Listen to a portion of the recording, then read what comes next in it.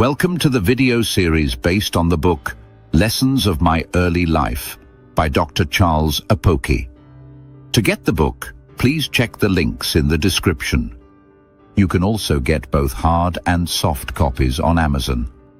In this episode, we will be discussing rising above your background. How you were born, most often, does not really matter. I was born through a levirate marriage. My father married my mother as a result of the death of my uncle from my father's maternal side, not even his paternal side. It took a lot of effort to convince my mother to marry my father, because even though he was older than my mother, he once lived with them as a younger brother to his maternal uncle, who was my mother's husband then. My mother never respected my father as a wife should, because my late uncle was a better choice, who gave her a better life than my father, who was a refuse collector and a cemetery worker in the City Council of Warri from 15th of November 1947. She always made references to the life they lived in the police barracks then, and the several places she had been during their frequent transfers in the colonial era. If I were from a caste system like India, I would have been condemned to the lowest caste segment of our society. Thank God for being a Nigerian and a Christian, and for the benefits of sound education. I dine and speak with the elite of my nation today. I was sitting on the head table at a university in February 2019, getting set to address a group of cooperative societies from a local government area. I began to reflect on the fact that my father was a refuse collector, and it would have been a source of great pride for him to see me address this audience. From the way my mother spoke nostalgically about her previous marriage, I had a sense of second-class citizenship among my mother's earlier children. Life had, most times in my early years, tried to create an inferiority complex in my mind. I had to build a defensive wall very early. Your background does not have to determine your future. The circumstances of your birth, the limitations of your family, and the conditions of your upbringing do not define your destiny. With passion, education, faith, and determination, it is possible to rise above the limitations of your past and stand among the people you once thought were beyond your reach. If you enjoyed this episode, don't forget to like, subscribe, and share. Remember to check the links in the description to get your copy of Lessons of My Early Life. You can also get both hard and soft copies on Amazon. God bless you. I grew up in Ofuoma, in Delta State, in the village of my paternal grandmother, whom I never knew. I did not know my father until, I suspect, I was about 3 to 4 years old, because I can remember some things that occurred while I was still breastfeeding, even though I stopped breastfeeding at an age where I was already conscious of my environment. Welcome back to another episode based on the book Lessons of My Early Life by Dr. Charles Apoki. To get the book, please check the links in the description. You can also get both hard and soft copies on Amazon. Growing up in a paternalistic environment on your maternal grandmother's side was capable of creating a sense of a stranger mentality. However, we were never discriminated against at Ofuoma. My brethren from Ofuoma related to my father as an uncle in Warri. A lot of them stopped over in our home before settling down on their own. Ofuoma is about 6 miles from Ughelli, Delta State, where I currently reside. It was a village then in the 1960s, but it had a primary school. The road was an untarred earth road. The journey from Ughelli to Ofuoma was usually on foot. Most parts of the road were lined with rubber trees or cassava farms. There were council workers then who maintained the roads. They used to drain pools of water into pits they dug by the sides of the earth roads. Sometimes they cut sticks to line potholes. The sticks were placed perpendicular to the length of the road. I still remember that oil exploration had just started in earnest then in the early 1960s. Oil prospecting workers were doing seismographic work, and the search for oil involved echo sounding with explosives. There were very loud explosions reverberating in our forests. These are now the present oil wells around Ofuoma and her environs. I was always fascinated by their Land Rover Jeeps. Another thing I remember about Ofuoma was the way adult males suddenly ran into the bushes because of tax collectors. Once tax collectors were spotted, men either hid under their beds with their wives standing at the doorsteps as if no one was at home, or there were sporadic Usain Bolt sprints into the nearby rubber plantations. The word tax in Urhobo, Osa Uyonwi, means a debt for your head. It was very difficult for me to understand why one had to pay a debt for his own head. One thing my mother's negative comments about my father created in me was the desire to create a better history for myself, distinct from that of the rest of my brothers. Retrospectively, life taught me early to choose your destiny distinct from that of your background. You choose the direction you desire in life. As I have always said, life has taught me to react to prove people wrong by results. Results are products of desires, decisions, choices, and actions. My father had a vocation that is hardly existent in Nigeria today in our cities. To complement his meager income, he built and mended houses made of thatch and laterite. Some had zinc roofing sheets, though. I always saw my father mending other people's houses because we lived in the slum or rural area of Wari called Okere, which had predominantly mud houses then. I remember we first lived in a thatch house along Okere Road. When it rained, it leaked. What I remembered most was the tea-colored water from the mixture of thatch and carbon deposited from our cooking on the thatch, washed down by the rain. I was always tempted to drink it, but the leakage was quite irritating then. We usually sat on the floor to eat. The floor was not cemented, and we wore no pants most times, so our bums were exposed to some very wicked ants that could deprive you of the joy of your dinner when they struck. Some other dangerous creatures we dreaded were centipedes. Mosquitoes were the least of our problems. Our toilets were made of buckets. Night soil men came to carry them at night and empty the contents into a van. If the tenants refused to pay, the night soil men would abandon the pails of excrement at the entrance to the compound. You were forced to pay. All the fecal matter collected was emptied at the then outskirts of the town. Throughout the day, big birds hovered over the refuse dump. I wonder whose residence that place could be now. After some time, we moved to Uku Square, somewhere behind Okere Road, near the prison yard. It was behind the old Okere Union School. One of the teachers there was called Tarzan. He was a powerful but gentle giant. He owned a very small canoe and often paddled it with his hands instead of using a paddle. As a child, I admired him deeply and his unusual lifestyle. Looking back now, I realize how easily children absorb what they see around them. The impressions they form in those early years often stay with them for a lifetime. When we moved there, our toilet was simply a space surrounded by old corrugated iron sheets. You used pieces of old newspaper or used cement paper for cleaning afterward.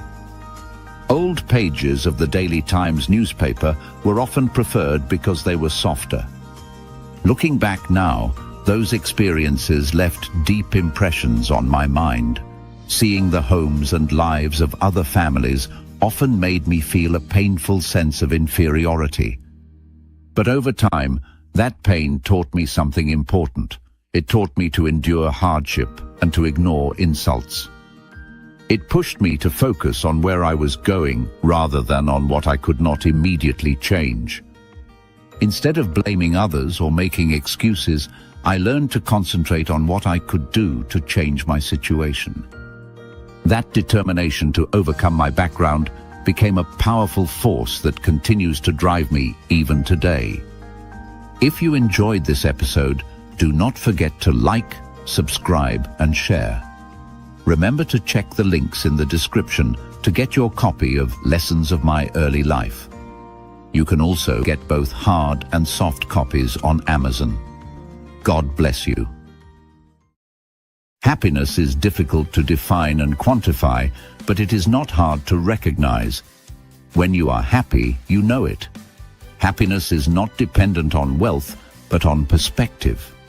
Even in poverty, there can be joy, memories, and gratitude.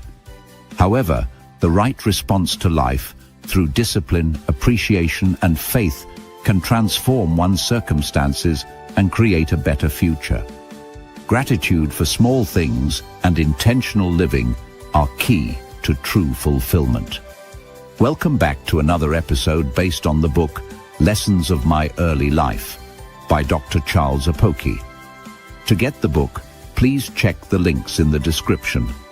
You can also get both hard and soft copies on Amazon.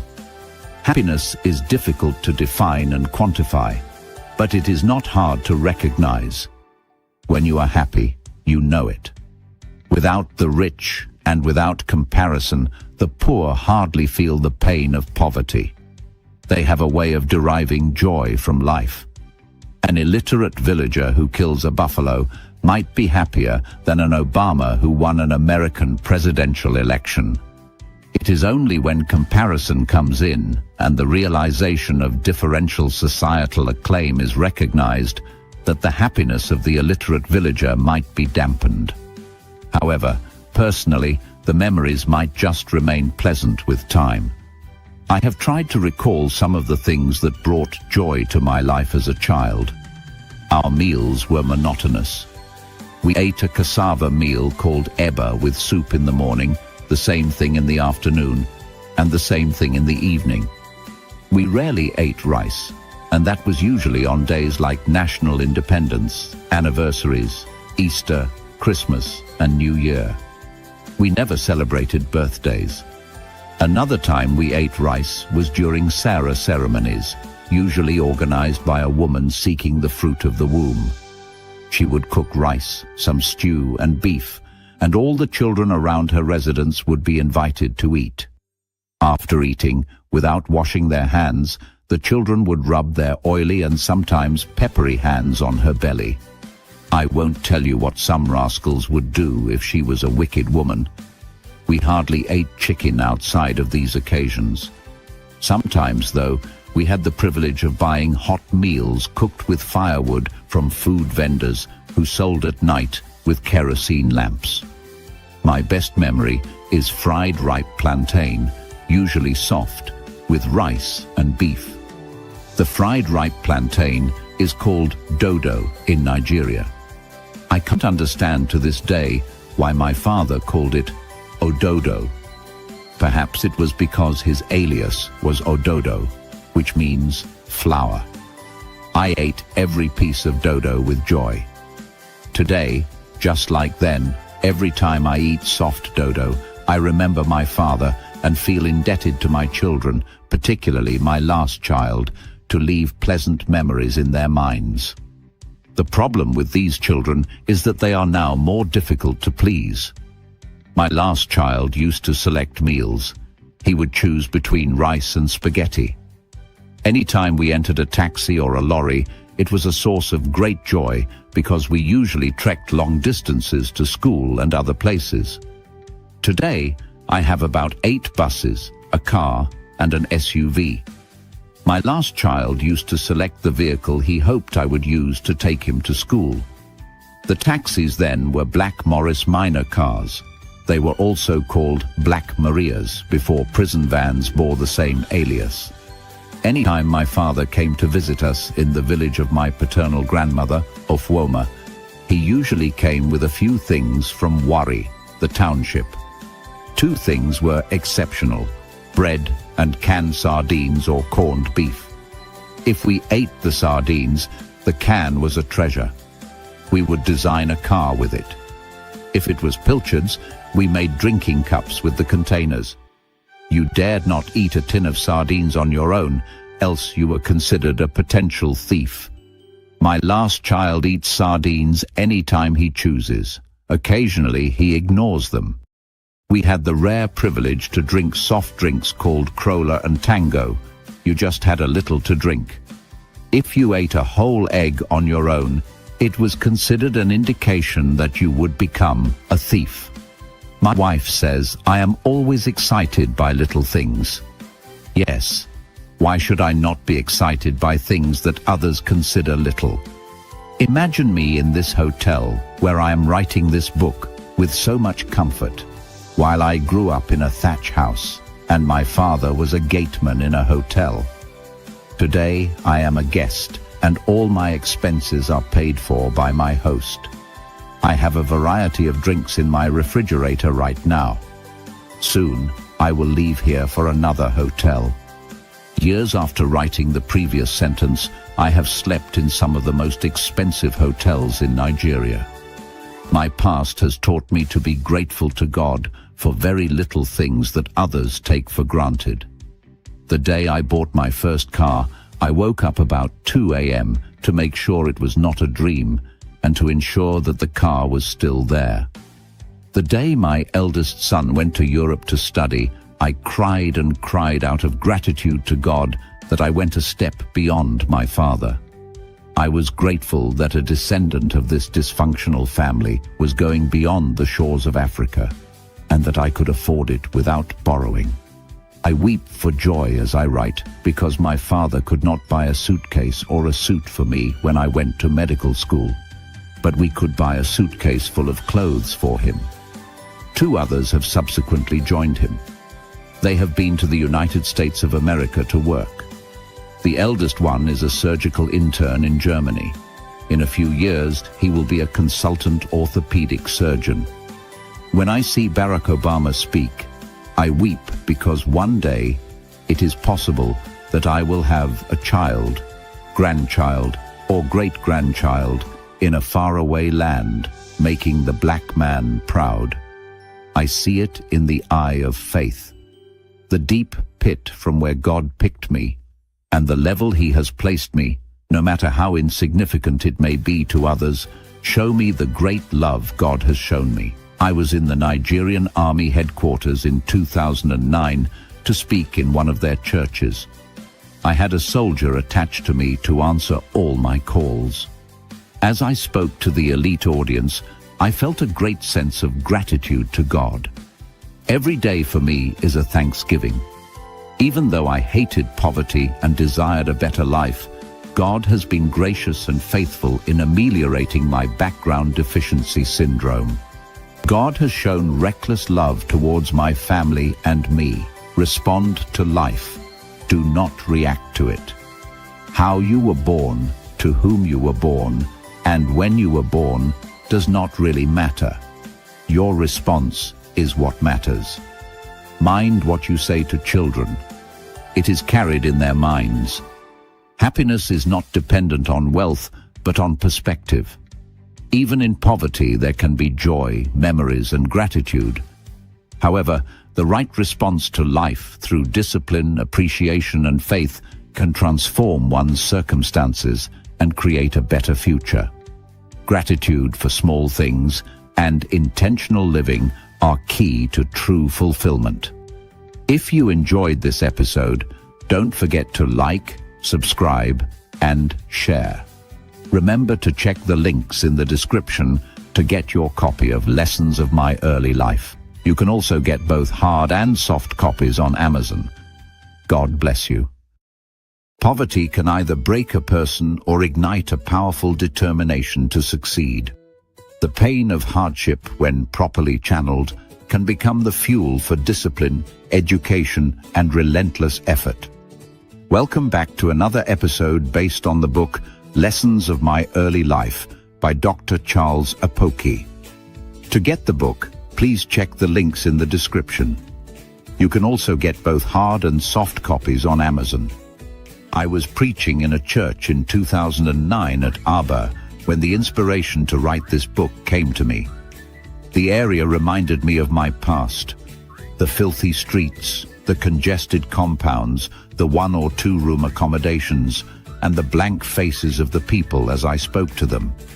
The noise and very loud music all reminded me of my past. I could sense a spirit of defeat and resignation in the faces of many of my listeners.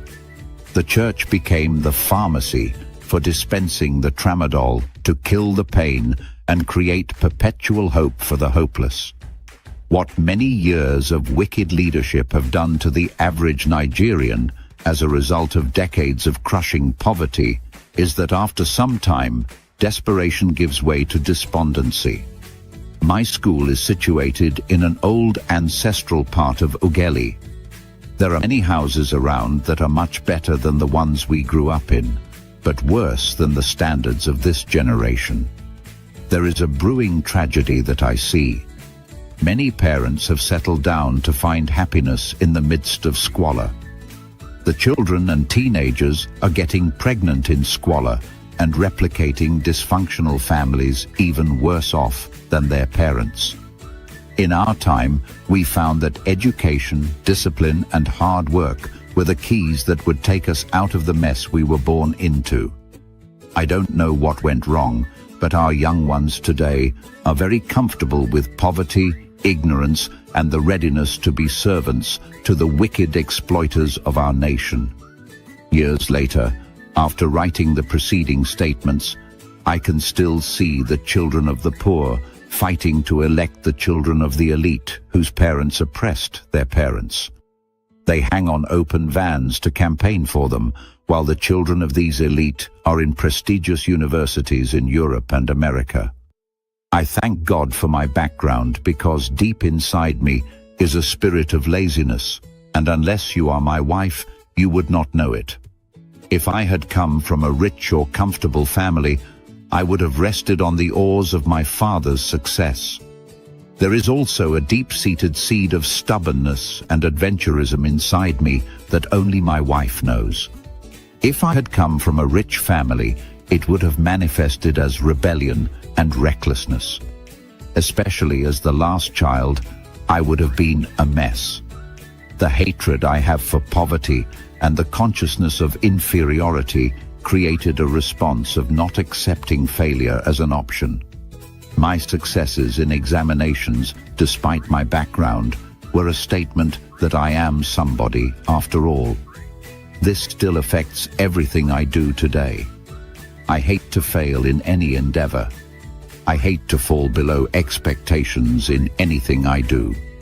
It has created a habit of taking deliberate steps to ensure that experience never repeats itself in my life or that of my descendants. Poverty can either break a person or ignite a powerful determination to succeed. The pain of hardship, when properly channeled, can become the fuel for discipline, education, and relentless effort. Instead of accepting poverty as a permanent condition, one must develop the determination to break its cycle and ensure that the same struggles are not transferred to the next generation. If you enjoyed this episode, don't forget to like, subscribe, and share. Remember to check the links in the description to get your copy of Lessons of My Early Life. You can also get both hard and soft copies on Amazon. God bless you. Your environment can shape you, but discipline, education, and mindset determine how far you go. Welcome back to another episode based on the book Lessons of My Early Life by Dr. Charles Apoki. To get the book, please check the links in the description. You can also get both hard and soft copies on Amazon. When I finally came to Warri to reside with my father remains vague in my memory because we used to come to Warri, stay briefly, and then go back to Ughelli. The trips were quite exciting because we would buy bread. Bread was not eaten every day like we can afford to do now. It was something we ate occasionally. The fun of traveling in a Kia bus or Kapokirikpo was exhilarating. A Kia bus was a Volkswagen bus, while Kapokirikpo, as the name suggests, was a lorry with planks that we sat on. They were mostly of the Bedford brand. There was a rod shaped like modern-day wheel spanners that was inserted somewhere in front of the engine, and with some spin, the engine would roar into life. Then there were also the Peugeot products, which were cars, more luxurious and more expensive. Warri was very clean then, and multiracial. Vehicles drove on the left side of the road. That means the cars were right-hand drive. In front of where the Warri main market is now used to be called Keep Left. There was the King George Memorial Hall. There was Barclays Bank, Chellaram Stores, and Goltz Hulk Company, somewhere on the right before the road that links Swamp Road, which I described earlier. Moving along Robert Road from Ogbe Ijao Market always reminded me of the contrast between the rich and the poor. The houses along Robert Road were in neat rows with spaces in between. They had electricity and pipe-borne water. They were occupied by middle cadre African civil servants. The journey from Robert Road to Okere is something I want to do on foot again just before my 60th birthday. People from different tribes related not based on tribes, but on where they resided. So, we had Agbasa boys, Igbudu boys, Daudu boys, Okere boys, Obahor boys, Robert Road boys, and Omatan boys. Your allegiance was to your locality and your neighbors, not to your tribe. We were not tribalistic. We had our own language, different from the rest of the English spoken in Nigeria. We were a clan anywhere we met outside Warri. We saw ourselves as a unique breed, more civilized than the rest of the country, even though some of us had not traveled far. We felt like that because we intimidated even those who came from such towns whenever we met. The Warri boy is a radical advocate. He answers questions with questions, and questions answers with questions. Our parents, no matter how old, spoke pidgin English. We were able to discuss with our parents issues other children might not dare to mention. I have been to central Nairobi in Kenya and Hillbrow in South Africa, and these are rough areas. Once I noticed their roughness, I switched on the Warri aura, and whoever saw me was wondering who this new kid in the block was. You cannot fold a Warri boy or girl. In my marriage, we lived together out of mutual respect because my wife is a Warri girl who grew up at Agbasa, Omatan Street, and later Urhobo Road. She was at Bendel, DDPA, estate for some time during her secondary school days. We know our boundaries, and we respect them. You cannot fold or box my wife into a packet. She might look simple, but she cannot, and has never been, intimidated by any man or woman. I must not fail to mention that despite our different backgrounds, we all went to the same missionary or government schools before government took over all schools. This provided a level playing field for all of us who grew up in the 60s to take a shot at life, because education is the key that turns the lock into the future, as I opined earlier. Today, it is no longer so. The public education system has been virtually destroyed. Only the poor have their children sentenced to these poorly managed schools. After primary 6, we all waited for the common entrance results. There were very few private secondary schools then in the Warri metropolitan area. So we were all expected to attend government-owned schools or missionary schools. Parents, particularly our mothers, took pride in the schools their children passed into, such as federal government colleges, government special schools like Government College Ughelli, Edo College in Benin City, and others. The Warri environment shaped resilience, boldness, and a strong sense of identity. Community, shared experiences, and access to education created a level playing field that allowed many to rise above their circumstances. The lesson is clear. Your environment can shape you, but discipline, education, and mindset determine how far you go. If you enjoyed this episode, don't forget to like, subscribe, and share. Remember to check the links in the description to get your copy of Lessons of My Early Life. You can also get both hard and soft copies on Amazon. God bless you. Never get discouraged over an unbeliever because of his reactions, comments, attitude, and antics. Welcome back to another episode based on the book Lessons of My Early Life by Dr. Charles Apoki. To get the book, please check the links in the description. You can also get both hard and soft copies on Amazon. We had students who came for auxiliary nursing training, and there was something unique about them. They were Christians. I was not a Christian then, but I had an inner hunger to thank God for all He had taken me through, but I could not find a way. A young lady, Mary Mbar then, whom I later discovered was from Newi, was always preaching to me, considering the way I lived, even though I had a pregnant woman at home. As I write now, I wonder how much I had calmed down after I got born again, and even now. She gave me a yellow New Testament Bible, and I kept it. It was with me when I got born again. Those auxiliary trainees invited me for a seminar at the Living Word Training Center, 158 Aba Owerri Road, run by Brother Emma Okoria and Sister Chinyere Okoria. The environment when I got there was very conducive, but I did not really understand what they were saying. However, they were different from those unattractive and bland Christians I knew in the university. The music was different from hymns and the old songs my Scripture Union classmates sang. They invited me a second time. I wanted to avoid them, but they were good girls, so we went so as not to offend them. My wife, though, was Catholic and used to go to church, unlike me. Due to their pressure, we went a second time, and Bishop David Oyedepo was the guest preacher.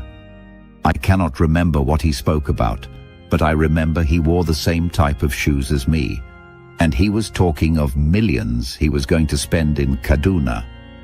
The mind of an unbeliever who is ignorant is like a refuse dump.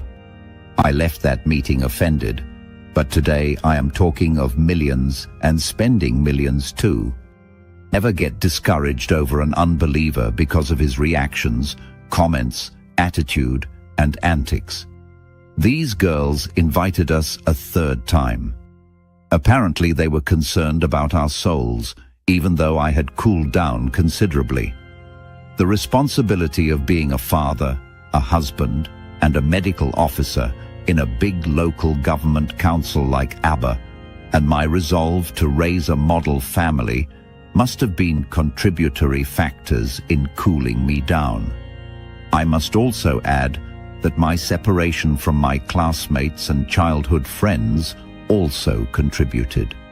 Another factor was that, as at then, ABBA was a very conservative society relative to Warri. However, my wife and I usually drank a bottle of beer every day, and those girls were aware. So, their pressure prompted us to attend another seminar.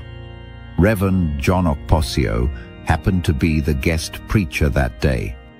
I cannot remember what he spoke about, but I can remember only one statement. I suppose I heard that God is not looking for those who would be able to please Him on their own, but rather He was looking for those whom He would change to please Him through Jesus Christ. I cannot remember precisely, but he made a call for those who wanted to take a decision for Christ to raise their hands. Thank God my wife and I did, and we were prayed for. We did not consult each other. Something happened to me as we came down from the hall. I had peace of mind, and I had joy and confidence to live. Also, there was a resolution to live a godly life. But as we walked further, another realization came. Have I joined church people? What would my friends say to that? They did say a lot because it was not fashionable to be born again then. People were chased out of their families because they got born again.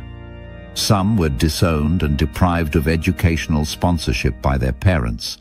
Some others were denied wedding rights in their churches and even excommunicated. Times have changed so much, and things have too. Today, being born again has lost its meaning because every kind of person now speaks in tongues. This episode shows how persistence, genuine concern, and consistent influence can lead someone to Christ. It also reveals the inner struggles and societal pressures that come with making a life-changing decision. If you enjoyed this episode, don't forget to like, subscribe, and share. Remember to check the links in the description to get your copy of Lessons of My Early Life. You can also get both hard and soft copies on Amazon. God bless you. Life is best built from the bottom up. I have learnt never to be afraid of tomorrow. God resides in tomorrow while He takes care of today. Welcome back to another episode based on the book Lessons of My Early Life by Dr. Charles Apoki. To get the book, please check the links in the description. You can also get both hard and soft copies on Amazon. I eventually saved enough money to summon the courage to fix a date for my marriage. I told my parents and my wife's elder sister. My uncle happened to have married one of his wives from the same village as my wife. He was my emissary. I paid for every expenditure they made. I was buying anything that I set my eyes upon that I knew was needed for the ceremony. The date was set for 6th of December, 1985. God helped me, and I got a locum job with a clinic or Hibis hospital owned by Dr. Obasi.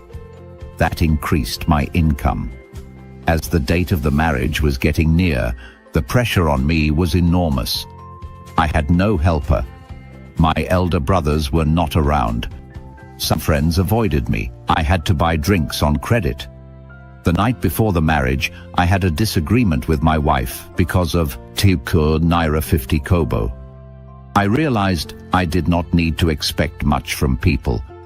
They had their own challenges. One of the lessons of my life is never to have an entitlement mentality. Nobody owes you anything. I spent a little over 3,000 Naira then. When the ceremony was over, I had about 70 Naira left. After transport, I had only 2 Naira 50 Kobo left with a pregnant wife. On the 13th of December 1985, we arrived at our home in Aba. I was 26 years old, with 2 Naira 50 Kobo, a pregnant wife, and nobody around. I was on my own. Life is best built from the bottom up. I have learnt never to be afraid of tomorrow. God resides in tomorrow while He takes care of today. On the 23rd of January 1986, at about 2:35 a.m., my wife delivered a male child. I can still vividly remember that moment. Life suddenly made more meaning. I learned to care for my baby, washing nappies, preparing things, and supporting my wife. When I went to work, I would run back home to see them. We grew closer as a couple. From childhood friends, we became partners in survival. Years later, when my son traveled abroad for medical training, I cried. When he crossed the airport counter, a part of me left with him. This episode captures the reality of starting life from nothing: marriage, responsibility, sacrifice, and growth. It shows how perseverance, discipline, and faith can transform hardship into legacy. If you enjoyed this episode, don't forget to like, subscribe, and share. Remember to check the links in the description to get your copy of Lessons of My Early Life. You can also get both hard and soft copies on Amazon. God bless you. The complete development of the personality of children needs a father figure who motivates and disciplines them. I learned that you do not need to be perfect to be a good father. You just need to be there for them. You might not have reached there, but point out the direction and tell them what is at the end of the road. Parents do not need to be perfect, but they can, by doing small things very well with dignity and godly principles, create models in the minds of their children. Welcome back to another episode based on the book Lessons of My Early Life by Dr. Charles Apoki. To get the book, please check the links in the description. You can also get both hard and soft copies on Amazon. This powerful story reflects on family, sacrifice, discipline, and the values that shape destiny. Watch to the end and remember to get your copy of the book through the links in the description. Johnson Emekpu. Apoki was born sometime between 1908 and 1910. I did not really know him until I was about 3 or 4 years old because he lived in Warri, while we were in what was then Ofuoma village, now a town. What I remember most was when he asked that we leave the village and come to Warri around 1963 or 1964. It was a very exciting experience, moving to the township. Then, Warri was made up of small units separated by rivers or bushes. My father hardly beat a child. That was left for my mother to do. My father and mother were not intimate as one would have expected from the foundation of a levirate marriage. They had their fair share of problems that I have written about earlier. My father was a very hard-working man. He worked as a civil servant and mended mud houses for people. He also took the job of building new ones. It was a very tedious job. He had to cut the sticks for the building, tie them with ropes from water cane, dig laterite from a pit, and mix it with water to form a soft, sticky mass. The gaps in between the sticks were then filled with wet laterite, which would later solidify and dry to form a wall. He did this every day for as long as I could remember. We also had a farm around 1966 to 1967, but he was not a typical farmer. My father took his work very seriously. He was not a very social person by the time I knew him. He hardly drank alcohol. He could occasionally get excited and smoke a cigarette when he wanted to be mischievous. One day, the ash from the cigarette fell on his wrapper. The fire burnt through the wrapper onto the cushions that were made from cotton wool. It was only when his legs became hot and the smell of burning cotton became strong that he realized he was on fire. That was the last time I saw him smoke, because that wrapper was quite expensive and fine. He had his own style of life and took his business very seriously, even though it was a menial job. I learned not to mind what others say about the little things I am doing, so long as it is legal and helps feed my family. My father admired people like Nnamdi Azikiwe and other prominent Nigerian politicians like Awolowo, even though he was not educated. I still remember his involvement in a political rally that ended up in a fight. He ran for his dear life. I never saw him involved in a fight outside. The only fights were at home after my mother had pushed him to his limit. My father liked academics and professionals, even though we were poor. He adored suits like the double-breasted suit he called Double B. He hardly saw me wear suits. He had to question me one day why I did not dress like the other doctors he knew. Would I say I am a radical or a deviant? My father labored so hard to pay for my education. I was encouraged, pushed, and disciplined to acquire education from the best schools Nigeria had then. My academic success was a source of great joy to him. When I passed very well, he would ask me to jump, jump, and jump while calling me Charles, Charles, Charles. He would give a big smile. His teeth were not complete and were not clean, but it was a source of encouragement because he was my father. The complete development of the personality of children needs a father figure who motivates and disciplines them. I learned that you do not need to be perfect to be a good father. You just need to be there for them. You might not have reached there, but point out the direction and tell them what is at the end of the road. Parents do not need to be perfect, but they can, by doing small things very well, with dignity and godly principles, create models in the minds of their children. My father did just that. Inside me is a framework of steel covered by a concrete of Christianity and a painting of education. That steel was put in me by observing my father labor. When I started ministry, I would carry bags of books with straps over my shoulder. My shoulders would peel off flakes of dead skin. I would sit in crammed buses to save money. I did many odd, non-illegal things below my status as a doctor, just to feed and train my family. Today, I drive an SUV to carry books to my programs. I could not buy fuel to preach with my car then. Today, I buy fuel costing much more every month. Those whose homes my father mended would come to Warri Hospital then, looking for Dr. Apoki. They would introduce themselves to me. They did not need to. I knew them. My mother-in-law worked very hard to train my wife. So we have this dual background of illiterate parents who spent so much effort to give academic inheritance to their children. We are thus indebted to our children to give them the best. Even when we could hardly feed, we sent our children to the most expensive schools around us and tried our best. We owe them that debt. This is the generational transaction that is absent in Nigeria now.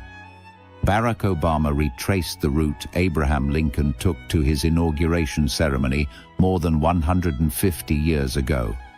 During his campaign, Barack would mention his grandmother's sacrifice. Martin Luther King was a recurrent decimal. Nelson Mandela, Desmond Tutu, Mahatma Gandhi, Che Guevara, and Nasser of Egypt are currencies of generational transactions, as Abraham, Ruth, and Paul are currencies of spiritual transactions. My father warned me that sleeping with another man's wife would shorten your lifespan. So I have always stayed away from women, particularly other people's wives. What really is there in another man's wife? I grew up in a household where we respected another man's property. If you were found with anything that was not bought for you, it had to be returned to where you got it from. That is a lesson I learned early: integrity.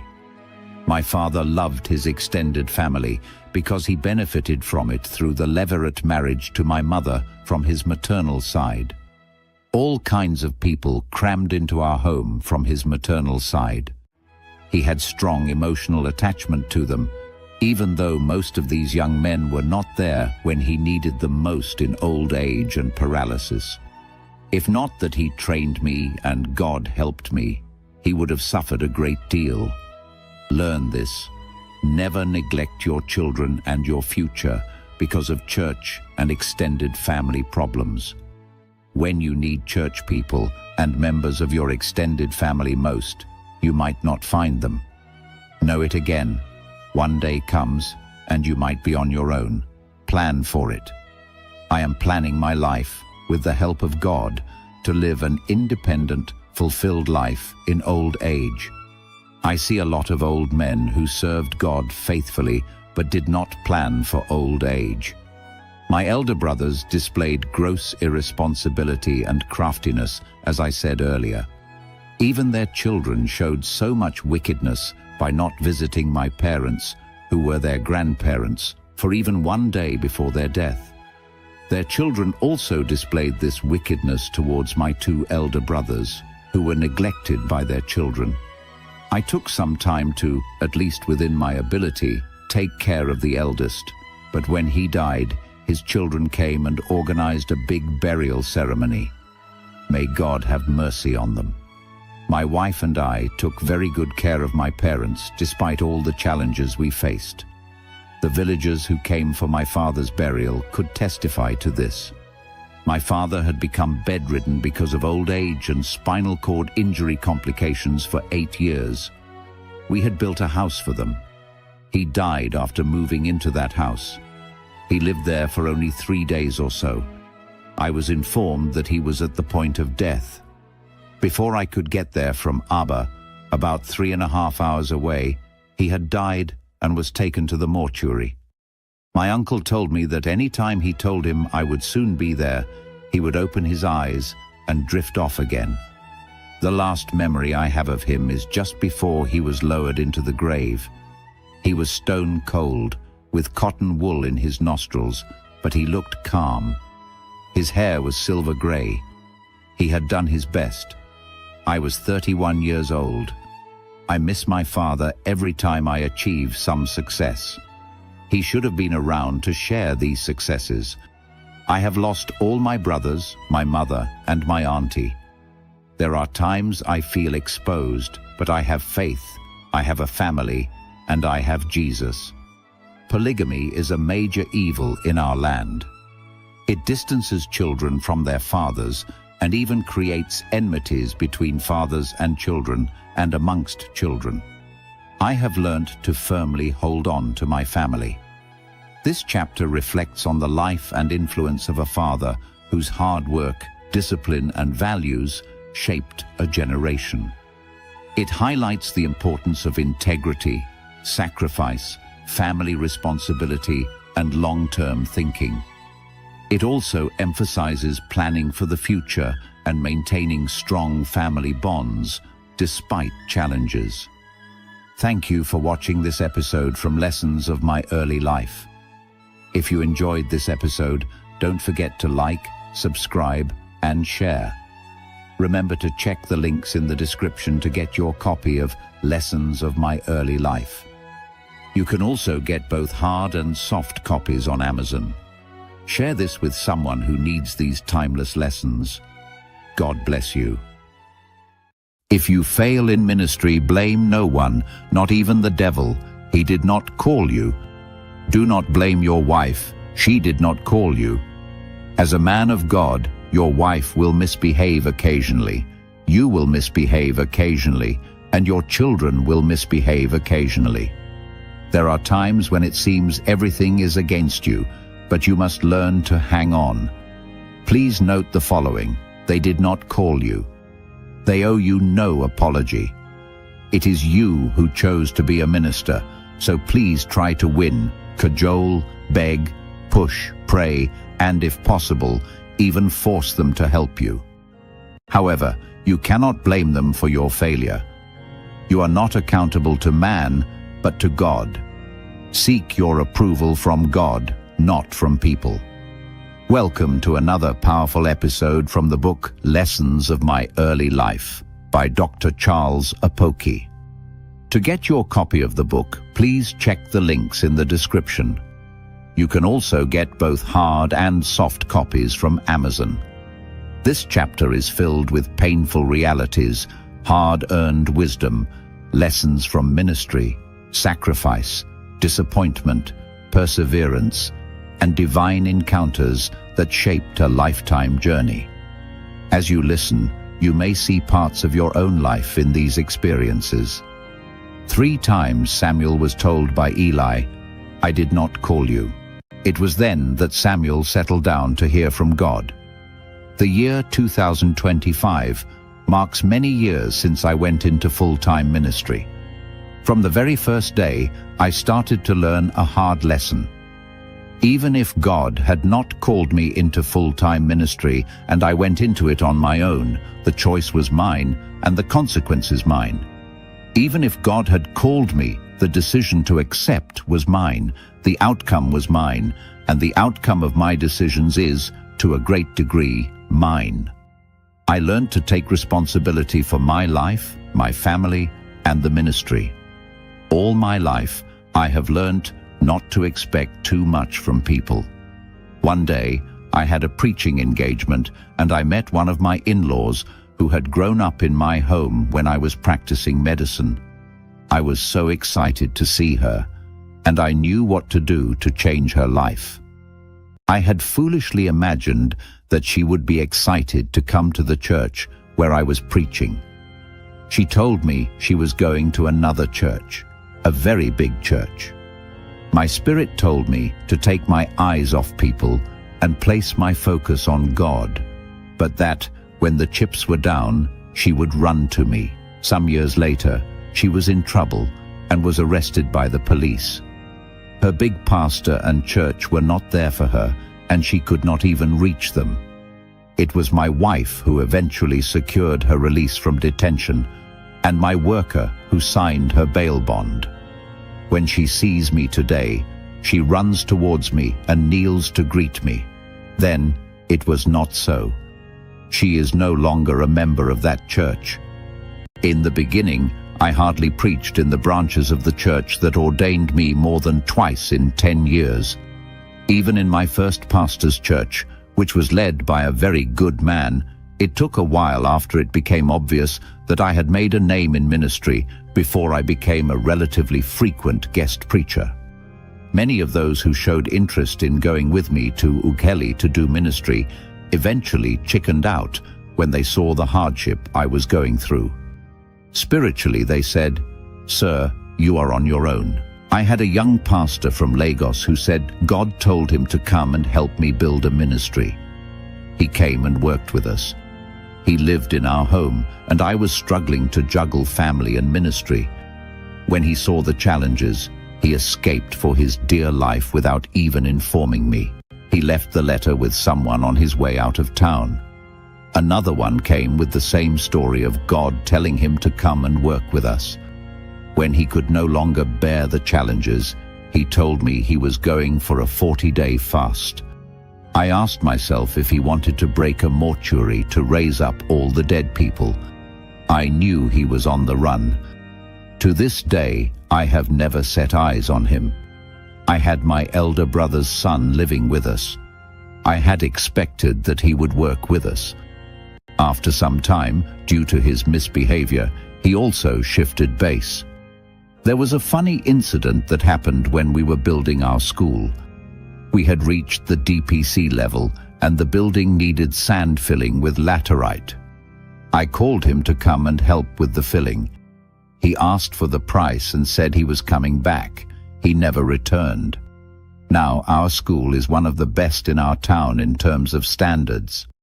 He later came and asked for his son to be transferred from the school he was attending to our school. I told him he would pay his fees like any other child. I have many children on scholarship in our school, but this one would pay his fees, whether he was my elder brother's grandchild or not. My wife reminded him of his actions when we were building the school on the day he came to register his child. I eventually took 4 of his children into my school on scholarships. One died due to their negligence. I expelled the eldest from the school and my home. 2 of them are still on scholarship in my school, and 1 resides in my house. I had 1 member then. Now I know how crafty he was. When I started a church, he worked near the church. He looked as if he was a very devoted friend, but I noticed some things about him. He would pretend to be very close to me and show interest in what we were doing, but he saw the church as my own while he ran it as though it were his own. He would brazenly drink alcohol close to the church. Anything he did in church or in his relationship with me had to benefit him alone. He never once visited the school site while we were building, but he was eager to move over when it became habitable. Throughout the time I was building our residence, he never came there once. Since I moved in, he has never come once. When I bought an SUV, which most probably he wished he had been instrumental in sourcing, he was displeased. For nearly 2 months, he deliberately avoided me. I bought 4 vehicles after I gave out the church we were running then. I did not buy from him because I knew we were not of the same mindset. I gave out the church and moved on. I will buy a vehicle from him if it meets my specifications, but not because of relationship, for he had not in any way contributed to what God had done in my life. He did not call me. When we started the school, it was in the building of somebody from my mother's place. The house we were living in was also owned by somebody from my mother's place. When one of their grandchildren of school age was old enough to go to school, he was sent to another school. However, when she or any of them were sick, I would give them free medical consultation and sometimes even bring drips from my home to fix free of charge. At one point, I had to buy fish for her to cook after her husband died. I had a funny experience one time. An organization that one of her children belonged to invited me to speak to 8 kings. I spoke with all my energy. I never got any honorarium from her, but my rent was increased the same month. When I complained, I was calmly and plainly told that if I was not interested, I should move out, back to the place where the school started. When the landlady suffered fire burns, I was the one who physically carried her to hospital. When she was healed, any time her children were compelled to follow simple instructions, she would threaten to withdraw her children. One day, we called off the bluff and asked her to withdraw her children, and we moved on to our own building. There was my uncle, who did not know where I lived and had never visited me from 1984 till 2017. When his son needed money, he sent him to me. I could not even recognize him. If you fail in ministry, blame no one, not even the devil. He did not call you. Do not blame your wife. She did not call you. My wife has been my physical strength. When everybody ran away, she was there. She has labored to make sure we succeeded in ministry. Eke Elianya Onuma and his wife Vera were there right from the beginning. He introduced me to the Full Gospel Businessmen's Fellowship International, and his home was open to my wife and me anytime we came to Aba. Dr. and Mrs. Zik Ikeora were there from the beginning. They supported and encouraged me financially at the start. Brother Chuma Okoroafor, now Reverend, and his wife Edna were consistent in funding us and sending materials that indeed helped us during the most difficult parts of ministry from the United States of America. My children sacrificed so much, but Ufwoma stands out as a pillar in the home. He took up the challenge of typing our books. He would stay awake even though he was young. He would work and sacrifice. There was a time his trousers became too short, and he would pull them up to his buttocks just to be able to wear them. Reverend John Eze and his wife, Vero, were there right from the beginning. They were the first people to invite me when I went into full-time ministry. For more than 10 years, they were consistent in their relationship with me. Reverend Dr. Chidi Okoroafor was the first to take me to Togo, and he has been consistently brotherly and supportive despite his obvious challenges. One man I must not fail to mention is Reverend Benson German. He behaves as if he owes me a duty to protect me. Wherever he has gone on transfer, he would take me there to preach. He would introduce me to his friends. God has been faithful in bringing people across my path. Reverend Major Myriga was an assistant director of chaplaincy services in the Army. Since we met many years ago, he consistently took me around Army formations in the country to preach. He invested so much in my life, though I have not seen him for many years now. Late Reverend Barrister Azuka Obi became a source of blessing to me around 1997. Even though it was Reverend Dr. Chidi Okoroafor who introduced me into the Assemblies of God Church, Reverend Azuka Obi introduced me to the National Council of the Church and took me to many zones of the church to preach. He was a father who took great effort to promote young men like me. He would even reduce his preaching time so that I could preach longer. He was a man of very high spiritual consecration, but was ready to tolerate our mistakes, pray for us, and even advertise us without highlighting our errors. As a man of God, your wife will misbehave occasionally, you will misbehave occasionally, and your children will misbehave occasionally. There are times when it seems everything is against you, but you must learn to hang on. Please note the following: they did not call you. They owe you no apology. It is you who chose to be a minister, so please try to win, cajole, beg, push, pray, and if possible, even force them to help you. However, you cannot blame them for your failure. You are not accountable to man, but to God. Seek your approval from God, not from people. If you strive to please man, one day you will find yourself seeking his applause, only to discover that his hands are on other things and you are not his priority. Depend on God for everything in ministry, but he will use good men to bring them to pass. Avoid bitterness with people. When things are better, people become better towards you. When the chips are down, you are on your own. That is the hard truth ministry teaches many people. Before you go, remember this. People may disappoint you. Circumstances may humble you. But responsibility, endurance, and faith in God will keep you moving forward. Thank you for listening to this episode from Lessons of My Early Life.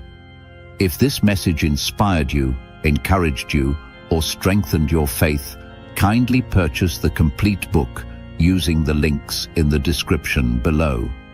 You can also get both hard and soft copies on Amazon. Please like, share, subscribe, and follow for more life-transforming episodes. God bless you. The day I graduated has been one of the best days of my life. We waited for the results for about 4 days, and finally, one wet evening at about 3 p.m., we heard that the result was to be pasted. We went towards the notice board in the College of Medicine. Welcome back to another episode based on the book Lessons of My Early Life by Dr. Charles Apoki. To get the book, please check the links in the description. You can also get both hard and soft copies on Amazon. The day I graduated has been one of the best days of my life. We waited for the results for about 4 days, and finally, one wet evening at about 3 p.m., we heard that the result was to be pasted. We went towards the notice board in the College of Medicine. The result was pasted, and the glass covers were closed. For a few seconds, no one was bold enough to approach the board. Then we surged towards it. At that moment, every man was for himself. Always remember that, no matter what, there is a point when you answer your Father's name. Every man was on his own. I also surged forward, and I searched for my number with great fear because I had not paid my fees. Nobody knew, but I was scared that they might not release my result because I had not paid my fees. I did not see my number on time, but I saw it, 205,954, and I ran away. I ran back to make sure it was true, and indeed, it was true. I had eventually become a medical doctor. I was the first graduate from my family and the second medical doctor from my village. That was in 1984. There was a great party with lots of drinks. People came from the main campus of the University of Ibadan. Suddenly, I was a changed person. My lecturers were calling me their junior colleague. I remember a good friend of mine who had been a faithful friend. He did not pass all his papers, so his name did not appear. He shut his room door as all the celebrations were going on. I know him to be extremely intelligent, but he took the final year examinations casually. He was distracted by club activities. He eventually passed those exams, and today he is one of the most successful doctors from our set. What I learnt is that there is a time for everything.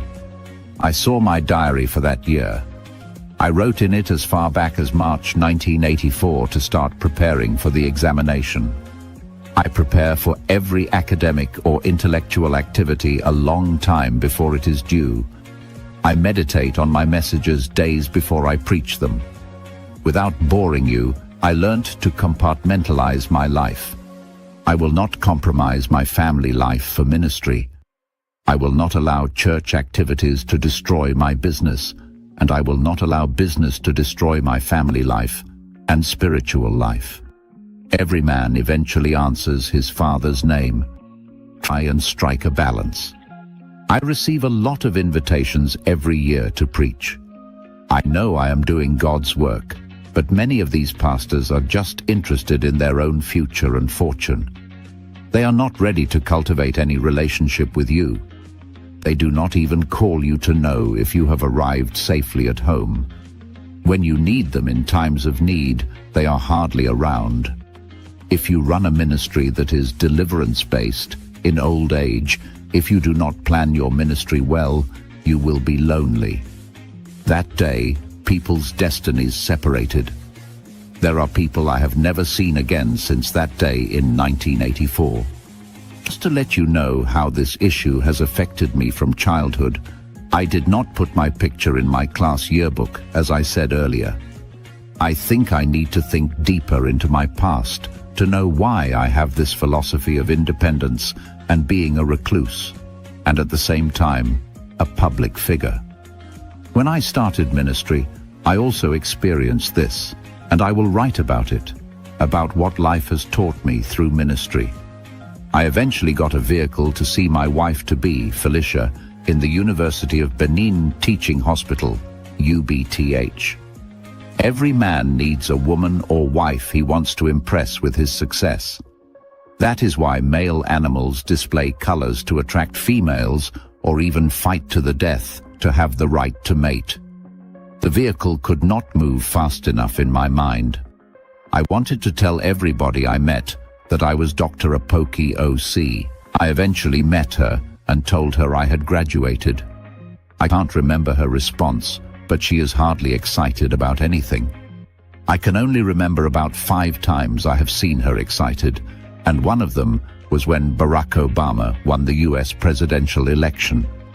When my daughter wedded, she was very excited. When my granddaughter was born, I equally saw a new part of her.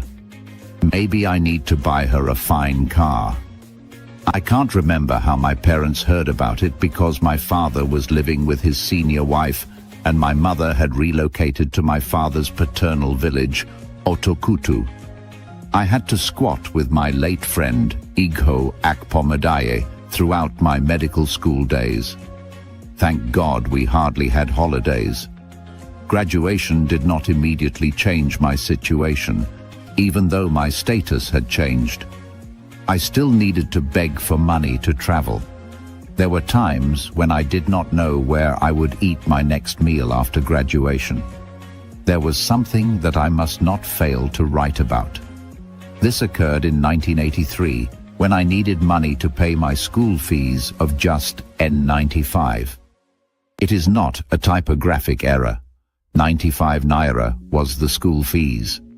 Then the dollar was 50 kobo, so the school fees were 190 USD. You can see the privileges my generation enjoyed, and we have deprived the next generation of these same privileges. Some of my friends had graduated and were working, and I knew they could give me this money, but I returned to school without the money. I barely managed to get to school, but I passed the exam. I learned a very good lesson about life. When the chips are down, you will answer your father's name. Please don't get bored with this lesson of my life. I watched a short clip online of a zebra that was held by a crocodile as they crossed a river. All the other members of its clan stopped and watched as it pulled the crocodile out of the river upland, while the crocodile pulled it towards the water, its area of comparative advantage. At a point, the crocodile had the upper hand and pulled the animal into the water. Just before it could drown the animal, 2 hippos came from nowhere and chased the crocodile away. The animal limped towards its group. The other members of the clan could have trampled on the crocodile with their hooves, injured it, or even killed it, but they stood aloof. The 2019 presidential election was an eye-opener. My friend was a senatorial candidate of a party in a state where he was a governor. Large crowds gathered to listen to his speeches, but he lost in a state where he had done so much for the poor. Even if he was rigged out by his own tribesmen. Don't base your future and happiness on another person's budget or pocket. You never can tell. He might have his own problems. You never can tell when a lizard has abdominal pain. At that point, when your problem is not part of the agenda of your friends, family, or church, pray that a hippopotamus or two will come to your rescue. That someone or a group of people does not help you is not a reason for enmity. Learn to move on. They might be of greater help later. I now needed a place to do my internship as a doctor, and UBTH was the best option because I did not apply to the University College Hospital, UCH, Ibadan. I wanted to be close to my parents, who were now quite old. I went to my elder brother to see if he knew somebody there, because I was told that I needed connections. I suddenly realized that the reality of public life was different from the idea of the university environment. I knew nobody, so I asked for any old boy of GCU among the doctors. I was given a few names. I went to the block where their offices were, and I saw many doctors with the ship, a symbol of GCU, and I knocked on one of them. I was ushered into an office, and I introduced myself as an old boy and said that I needed a space to do my internship. He asked for my name, and after a few days, I got a letter of invitation for an interview by hand. By the time I got into the interview hall, about half of the panel were old boys of GCU. It was a foregone conclusion. I gradually started to understand some of the rules of life. The schools you attended, the persons your father knows, and those who know your father are some of the things that give you a little leverage in life that can make a great difference. It is after then that the contribution you make to humanity, your performance, and your products subsequently follow. I did not enjoy my stay in UBTH. I had symptoms of anxiety neurosis based on a combination of factors: the stress of the work, lack of money, and frequent illnesses.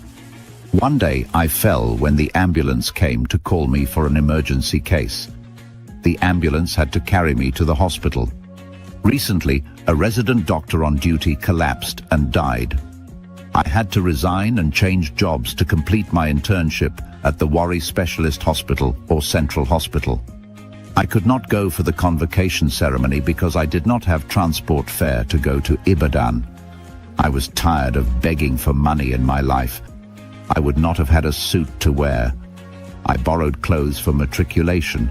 Must I now borrow clothes for convocation 5 years later? I swore to God to punish poverty. Thank God I was in Europe for my son's graduation ceremony. When I got to Warri, I was among people who loved me, in an environment that was more friendly, and in a hospital that reminded me of a past that I had overcome. I was now living in the GRA, just a short distance from the slum where I grew up, and a little distance from Damba Damba, which nearly distracted me from my education. I was now living in the same area where I used to pluck guava fruits from people's trees. On one of the days when I used to do that, my shirt was seized by the workers in one of the compounds. Many of the things you want to do prematurely will be so abundantly available in the future that you will regret why you sacrificed a great and ripe future for an unripe one that will put your teeth on edge. That is the problem with premarital sex and teenage pregnancies. That is the problem with driving your parents' cars without their knowledge. If you have a vision-propelled life, what you lack now might become abundantly suffocating in the future. I have received several phone calls to speak as I am writing this book. When I came into Ughelli and its environs nearly 20 years back, there were not many people who knew me. Even my denomination, as I wrote earlier in this book, hardly invited me to speak. However, it is now like a tsunami. Everything has its time and seasons. Just prepare, plan, position yourself, and persevere in the pursuit of excellence. This is another point you must also note. An environment can affect your health, performance, and your future. I have hardly fallen sick since then. I am very sensitive to my environment. The area where I went to preach while writing this book years back would have killed me if I lived there for 1 year. The place where I wrote this paragraph is the kind of place I had wanted to reside many years back. My residence is in an elite area of Ugheli. There is a place called there. This episode reflects on the defining moment of graduation, the separation of destinies, and the realities of life beyond school.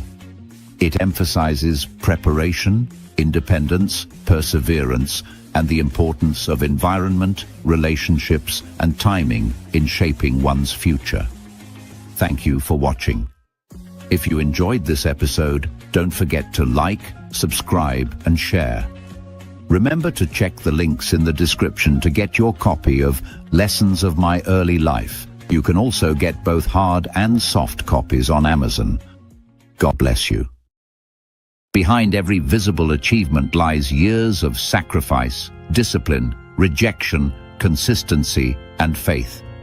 Building a brand is not merely about popularity. It is about building values, systems, credibility, consistency, and evidence over time. Welcome to another powerful episode from the book Lessons of My Early Life by Dr. Charles Apoki. To get your copy of the book, please check the links in the description. You can also get both hard and soft copies from Amazon. At a point in Aba, I became deeply dissatisfied with the life I was living. My wife knew there were dreams I carried within me, dreams shaped by my training, my exposure, and the expectations of my contemporaries. Yet it felt as though we had slowed down on the autobahn of life. I needed to return to my dreams and redefine my future. Aba gradually became uninspiring to me. The church environment I once loved started to feel restrictive and repetitive. I discovered that Aba admired commerce and instant miracles more than intellectual depth. Strange manifestations fascinated people more than truth and discernment. That reality explained why false prophets easily flourished in the eastern part of Nigeria. I needed a fresh beginning. Though I had become fairly popular among different denominations and within the Full Gospel Businessmen's Fellowship International, I knew popularity alone was not enough. I told my wife that I needed to reconfigure my life completely. Even after relocating to Ugheli and running the church there for about 2 years, I realized I was gradually recreating the same life I had tried to escape in Aba. I wanted a life I could truly be proud of.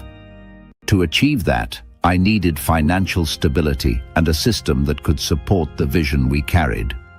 My wife and I concluded that we had to become both productive and frugal. The question Elisha asked the widow in 2 Kings chapter 4, 1-7 became our guiding principle. What do you have of sale value in the house? The answer was obvious: intellectual property.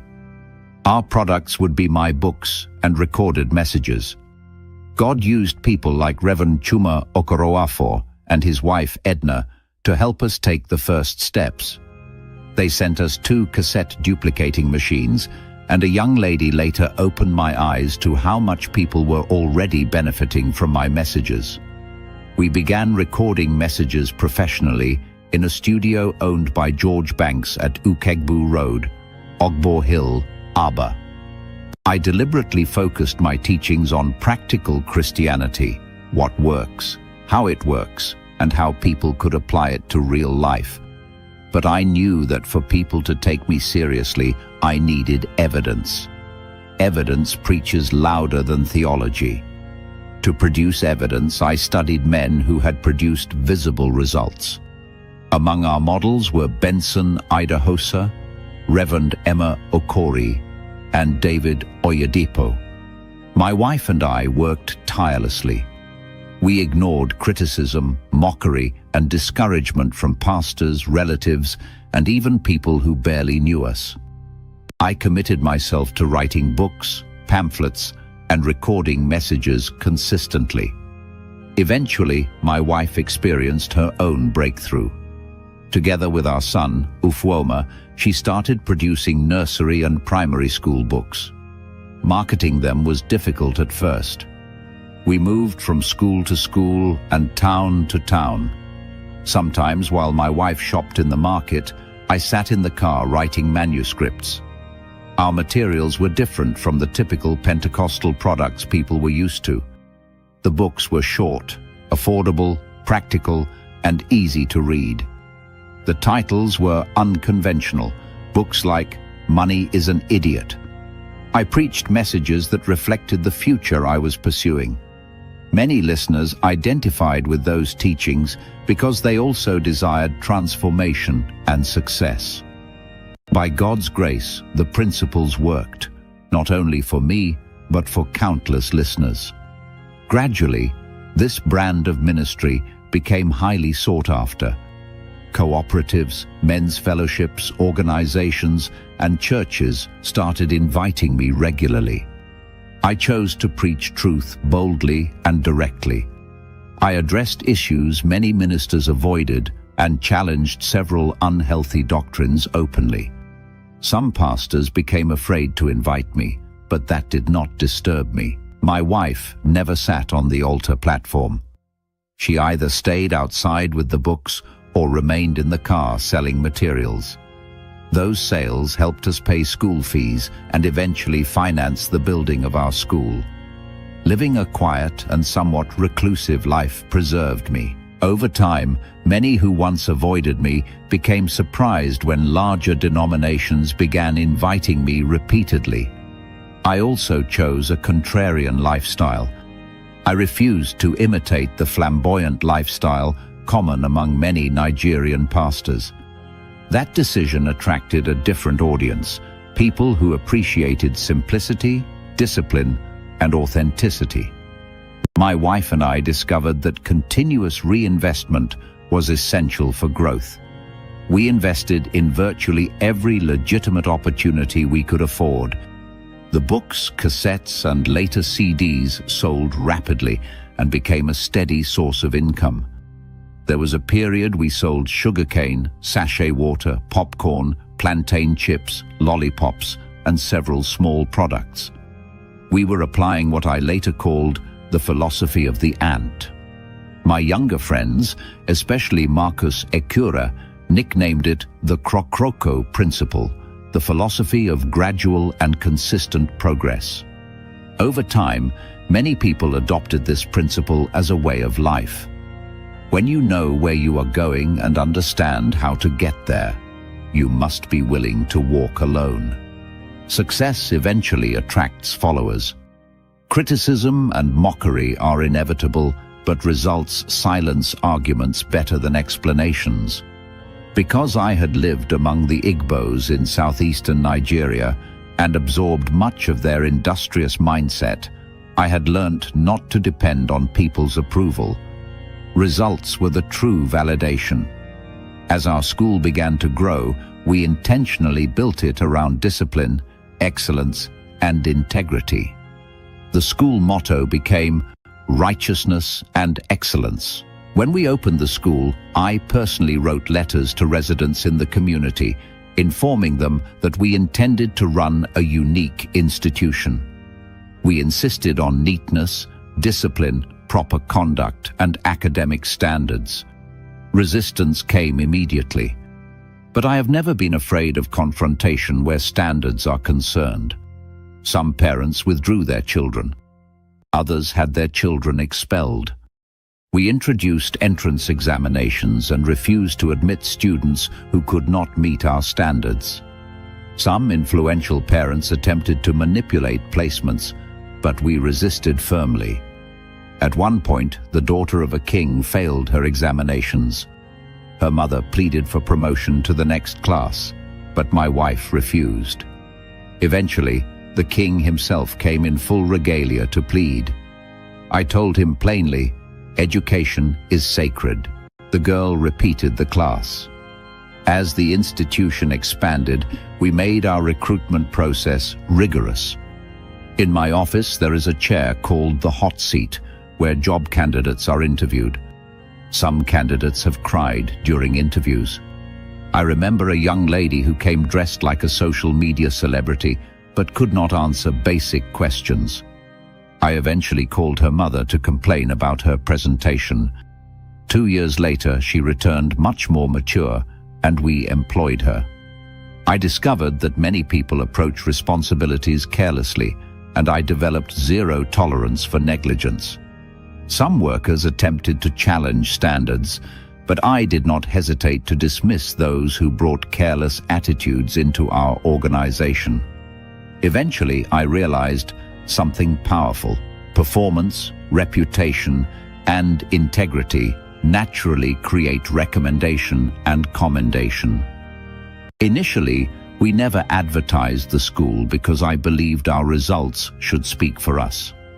After all, universities like Harvard University, Stanford University, University of Oxford, and University of Cambridge rarely advertise themselves.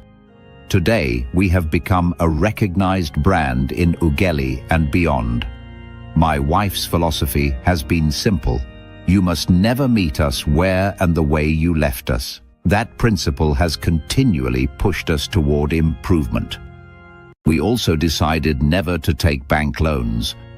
Our bankers know we are loan averse. It became part of our identity. We do not owe workers or suppliers because I believe people who trust you deserve prompt payment. Punctuality also became a non-negotiable value. One day, I drove from Sapele to Ozoro for a 5 p.m. youth meeting organized by people from my denomination. I arrived by 4:45 p.m., but the host was absent. By 5:25 p.m., he still had not arrived. I drove away. When he pleaded with me, I asked him a simple question. If a famous bishop were coming, would you keep him waiting? He admitted they would not. I told him I refused to be treated carelessly. Some initially interpreted my firmness as pride, but eventually they understood that I simply valued discipline and excellence. My radio ministry later transformed the reach of the work completely. Every Wednesday morning at 6:30 a.m., my broadcast aired on Quest FM 93.1. Initially, I hesitated because the annual cost was enormous. Yet God remained faithful. Eventually, the Salimo Witz Foundation sponsored the program. One day, while lying face down praying about how to pay for the next broadcast installment, I received calls from listeners ordering books and CDs worth large amounts of money. Within a short time, I received alerts totaling 200,000 naira. It felt like divine reassurance. Gradually, the program exploded in popularity. Millions of listeners tuned in weekly. People from several states called regularly. Churches, cooperatives, banks, fellowships, and organizations started inviting me to speak. The Word and Wisdom Conference grew tremendously, with nearly 70% of attendees coming through the radio broadcast. The ministry became a church without walls. People from different denominations attended: Catholics, Baptists, Pentecostals, traditional religion practitioners, and even Muslims. Another major breakthrough came through Dr. Apoki's blog, which my son, Ufoma, established. Readers from over 100 countries eventually accessed the platform.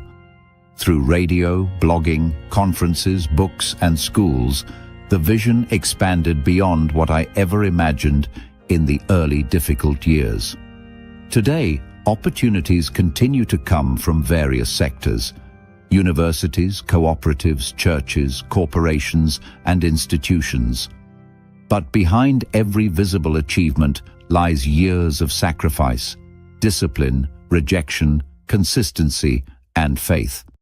Building a brand is not merely about popularity. It is about building values, systems, credibility, consistency, and evidence over time. Thank you for listening to this episode from Lessons of My Early Life.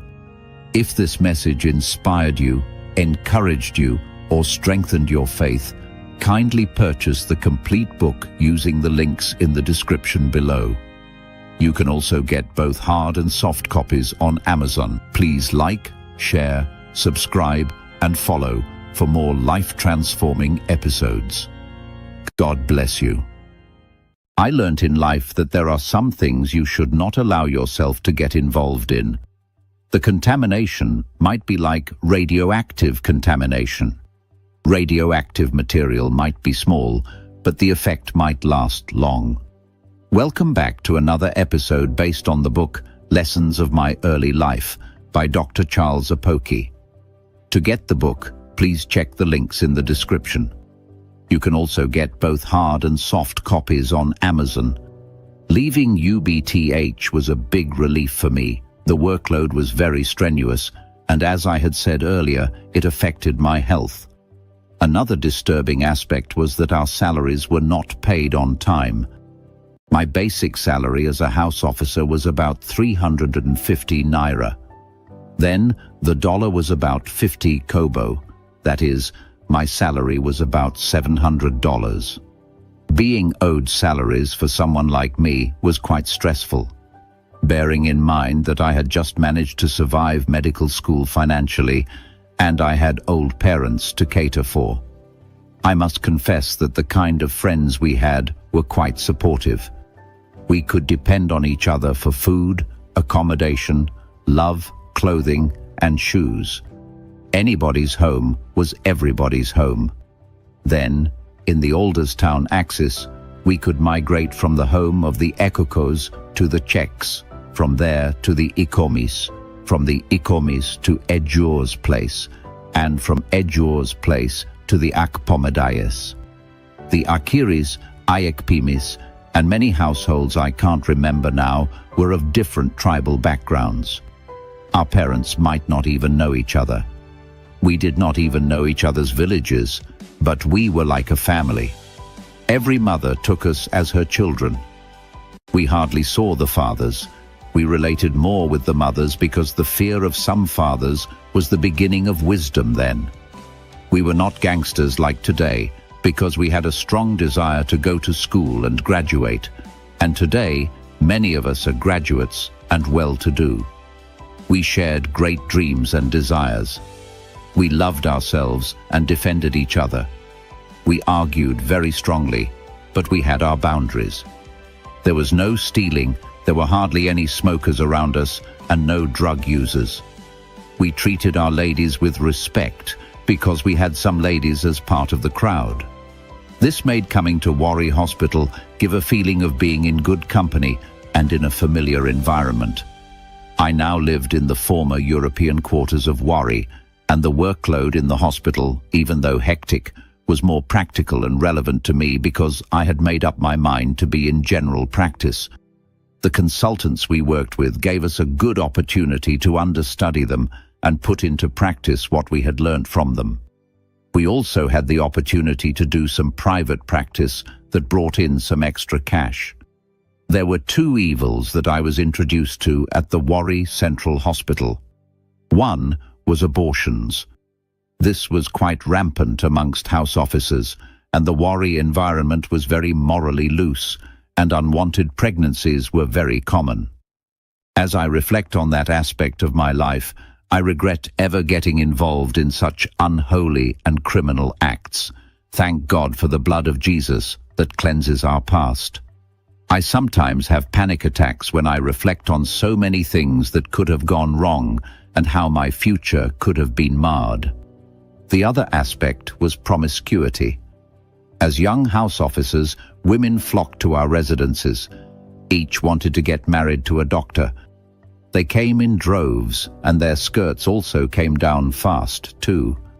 I learnt in life that there are some things you should not allow yourself to get involved in.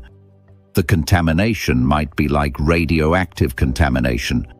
Radioactive material might be small, but the effect might last long. The issue of sexual immorality is not funny.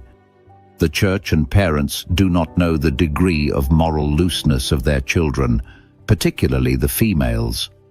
I have come to realize that the females are usually the losers. They lose their honor and dignity. They are the ones whose academics suffer if they get pregnant. They suffer the pain and the risk of criminal abortions. Most of such relationships do not end up in marriages. If the abortions lead to infertility, the women suffer. If the abortion leads to death, it is the family of the girl that suffers loss. Many young, unbelieving ladies and loose Christian girls go into marriage with old scars of disappointment after sexual misuse and abuse by selfish and predatory male sexual explorers. Most young male sexual adventurists are outrightly predatory and selfish. My experience of temporary moral looseness nearly ruined my spiritual makeup. The good thing that happened was that I got married immediately after then. I also got born again immediately I left internship for my National Youth Service. Living in Aba separated me from my friends who were reluctant to come. Everyone was struggling to make a meaning out of life then. My early marriage also scared some of them away from me. We also had model Christian homes to emulate, both in church and in fellowship groups. The healthcare delivery system in Nigeria is better studied from within, not outside or from above. One of the major problems in our healthcare system is poor pay. From nurses, pharmacists, doctors to ward maids, the social structure is too poor. The consequence of this is that hospital workers look for ways to supplement their meager salaries by different unethical means. Lack of equipment poses another serious challenge to good healthcare delivery. Patients were milked dry by staff by demanding basic things that should have been available in the hospitals. One lesson I learned very early in practice is the insincerity of government officials and civil servants in the discharge of their duties and their pronouncements. I made up my mind then never to work in the public sector or do contracts. Since then, I have hardly had business dealings with government. The unhealthy rivalry and enmity amongst senior hospital members of staff were terrible. I was shocked to see trained professionals whipping up tribal sentiments against their professional colleagues. This is one of the things that has formed my lifestyle. I hate rivalry. I prefer to move at my own pace. No matter how slow, I will get there. Your there might not be my there. The same rivalry is very prevalent amongst Pentecostal pastors. In many cases, it is subtle, but there are times when it becomes devilish. When elections into church positions are to take place, that is when you will see the devil in some men of God. My deduction from what I saw then, and even later in church, is that hypocrisy and insincerity are like a way of life to most people. In the Warri Hospital then, the most fraudulent and unethical practitioners were the most popular amongst the junior staff and even the patients and their relatives. I hardly attend meetings because what many say in meetings is very far from what they stand for. We usually start our ceremonies with opening prayers, after which we continue with lies, backstabbing, and evil schemes. That is why Nigerian politicians criticize policies that were formulated while they were in office. Why did you not speak out then, or resign if you were opposed to such policies? Dr. Victor Oregbu, my consultant surgeon, stood out amongst the lot in terms of skill and discipline. He was readily available to train us as young doctors. I acquired a lot of surgical skills from him. He did very neat surgeries with very minimal bleeding. I also learned how to close the skin in such a way that the scar tissue was minimal. I was happy to leave Warri for youth service. However, I had set the ball rolling for family life. As I mentioned earlier, I was not a Christian at that time, and there were some events that happened that formed my destiny, which I will write about in a later chapter. This episode highlights key lessons from early medical practice, resilience in hardship, the power of supportive relationships, the dangers of moral compromise, and the realities of professional life. It also emphasizes integrity, discipline, and the importance of choosing one's path carefully despite environmental pressures. Thank you for watching. If you enjoyed this episode, don't forget to like, subscribe, and share. Remember to check the links in the description to get your copy of Lessons of My Early Life. You can also get both hard and soft copies on Amazon. God bless you. You do not need to carry a briefcase and wear a collar before you can win souls. Welcome back to another episode based on the book Lessons of My Early Life by Dr. Charles Apoki. To get the book, please check the links in the description. You can also get both hard and soft copies on Amazon. People like Brother Chike Ezenwan Melaku, now Reverend Chike Samuelson, Dr. and Mrs. Zik Ikorha, who were Anglicans, and Dr. Utegbulam, are brethren who must be commended for remaining in the Anglican communion even amid great challenges and misunderstanding. Today, the Anglican communion has experienced a great change. We got home and we continued drinking beer. One day, the people from the fellowship came and met my wife and me drinking beer. One of them showed her disapproval, but another said that they should leave us alone and that God would take the appetite from us. That is what happened. The desire for beer just died a natural death. Even though I had smoked cigarettes occasionally, I did not really like the habit, but I could tolerate the smoke. Once I got born again, the odor became very irritating. Abortion had stopped immediately after I had a child. The Living Word Ministries had no churches then, so we did not have any church to attend, and I could not remember when I last attended any church as at then. So my wife and I got dressed, took our child, and went to a Catholic church, but they spoke only the Igbo language. The next Sunday, we went to a church near us. They welcomed us and gave us cold, soft drinks after the service. I was so impressed by their hospitality. The following Sunday, we got dressed and went to church, only to be told that the church had a leadership crisis and had split. We went home disappointed. I finished youth service about 3 months later, still holding on to my salvation and attending that fellowship, but with no church to attend. My wife and I got jobs in Aba in a private hospital built by a semi-literate businessman, Royal Hospital. A nurse, Sister Emily, had made the contact for us. I was to work with an Indian doctor, Dr. Nair, who was about to leave the country. I was to earn 1,500 naira a month, while my wife would earn 500 naira a month. We had a large 4-bedroom house, a Volkswagen Beetle car, and a 1-month paid leave. The initial contract was for 2 years. 1,500 naira in 1986 was about 7 times what I was earning as a Youth Corps member. For us, it was big money. We decided to survive on the 500 paid to my wife and save the 1,500 naira paid to me. Our struggles to get a church to attend ended when we started work at Royal Hospital. I told the owner of the hospital that we wanted to go to church on Sunday. He took us to Christ the King Cathedral, Aba, where they speak English, because he was a Roman Catholic. On getting there, the crowd had overflowed close to the gates. I have never liked pushing in a crowd, so we turned back. On our way back, I heard people speaking English in a church at number 102 St. Michael's Road, Aba.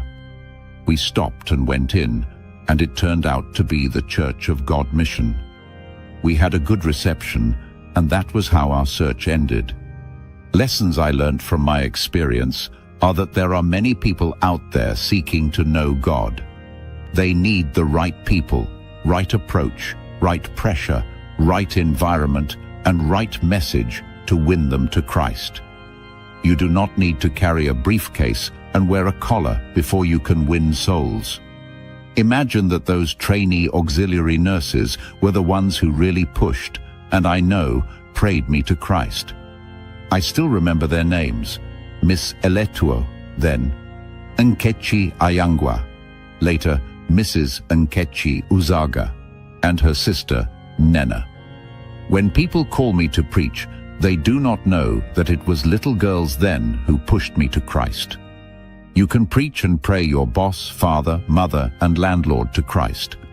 How many people get lost in transit because of the kind of challenges I faced in trying to locate a church? People must be properly followed up for them to be properly rooted in their faith. This episode highlights transformation after salvation, the struggle to find the right spiritual environment, and the power of consistent influence in winning souls. It reminds us that anyone can be used by God to change a life. If you enjoyed this episode, don't forget to like, subscribe, and share. Remember to check the links in the description to get your copy of Lessons of My Early Life. You can also get both hard and soft copies on Amazon. God bless you. We became friends, then later lovers. I do not know what she liked in me because I did not have much to offer. I had no home, no clothes, and no money, but I had hope. Welcome back to another episode based on the book Lessons of My Early Life by Dr. Charles Apoki. To get the book, please check the links in the description. You can also get both hard and soft copies on Amazon.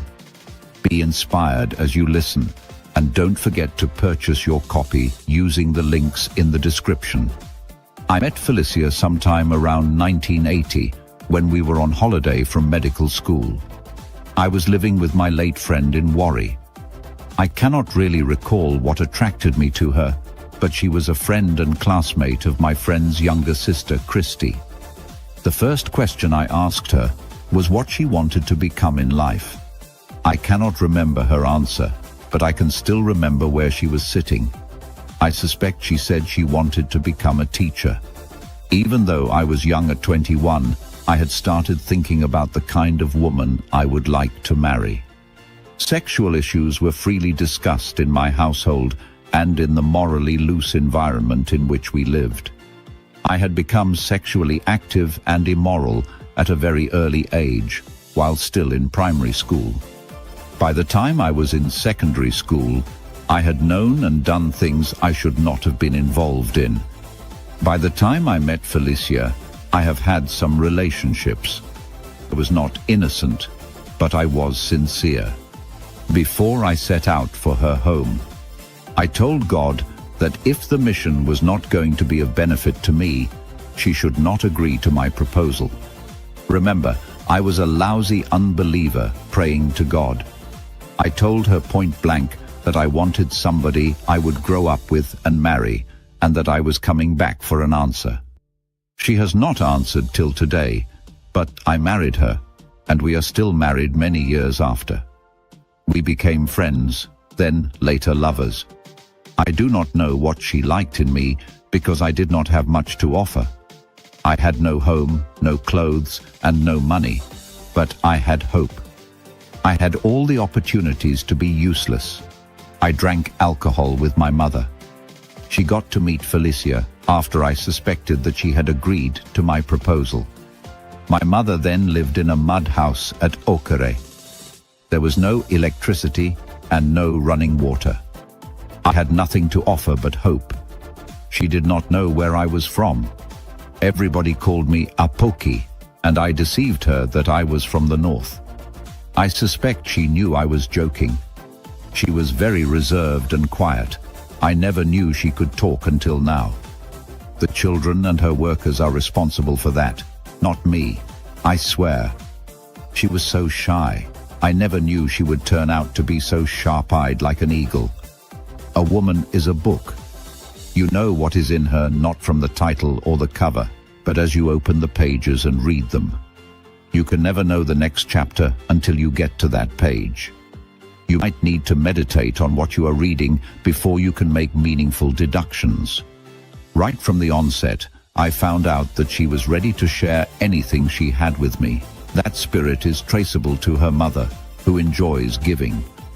Her elder sister welcomed me into her household and treated me with respect, but I never took things for granted. We never wanted to bring shame by behaving badly in public. I remember the night we went to watch a film, 4 of us, and she had to get home on time to avoid trouble. I was interested in her becoming a nurse, so I encouraged her to get the School of Nursing form, especially because we had a friend like an elder sister, Florence, who was studying nursing at UBTH then. She passed the entrance examination and gained admission. Before then, however, I remember that she did not get all her papers in the WAEC examinations. So I asked her to go back to school and sit for the examinations. She did and passed. It was after that she went to the School of Nursing at UBTH. I occasionally went to visit her because our academic schedules kept us in school most of the time. It was also a big relief for me because she was earning an allowance as a student, and sometimes, when things got very bad, she gave me some money. One day, we stood in front of UBTH, and the only money in my hand was 5 naira that she had withdrawn and given to me. As we walked towards the Lagos-Benin Express Road, I told her that I would want our children to have her facial features while having my brains. She told me that if she were in my shoes, she would have stopped school. I had hope. I had made up my mind to be a doctor.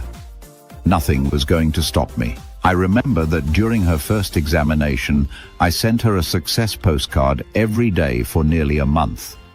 I was excited by the fact that I had her as a future wife.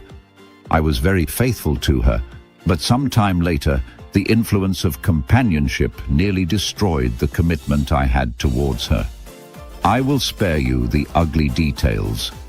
Since we got married in 1985, I have remained faithful to her. I found her early to be very reliable and focused. She is also very strong-willed, which I failed to notice initially. Once she is focused on an issue, she wants it concluded and done fast. She cannot tolerate postponement, laziness, or waste of time.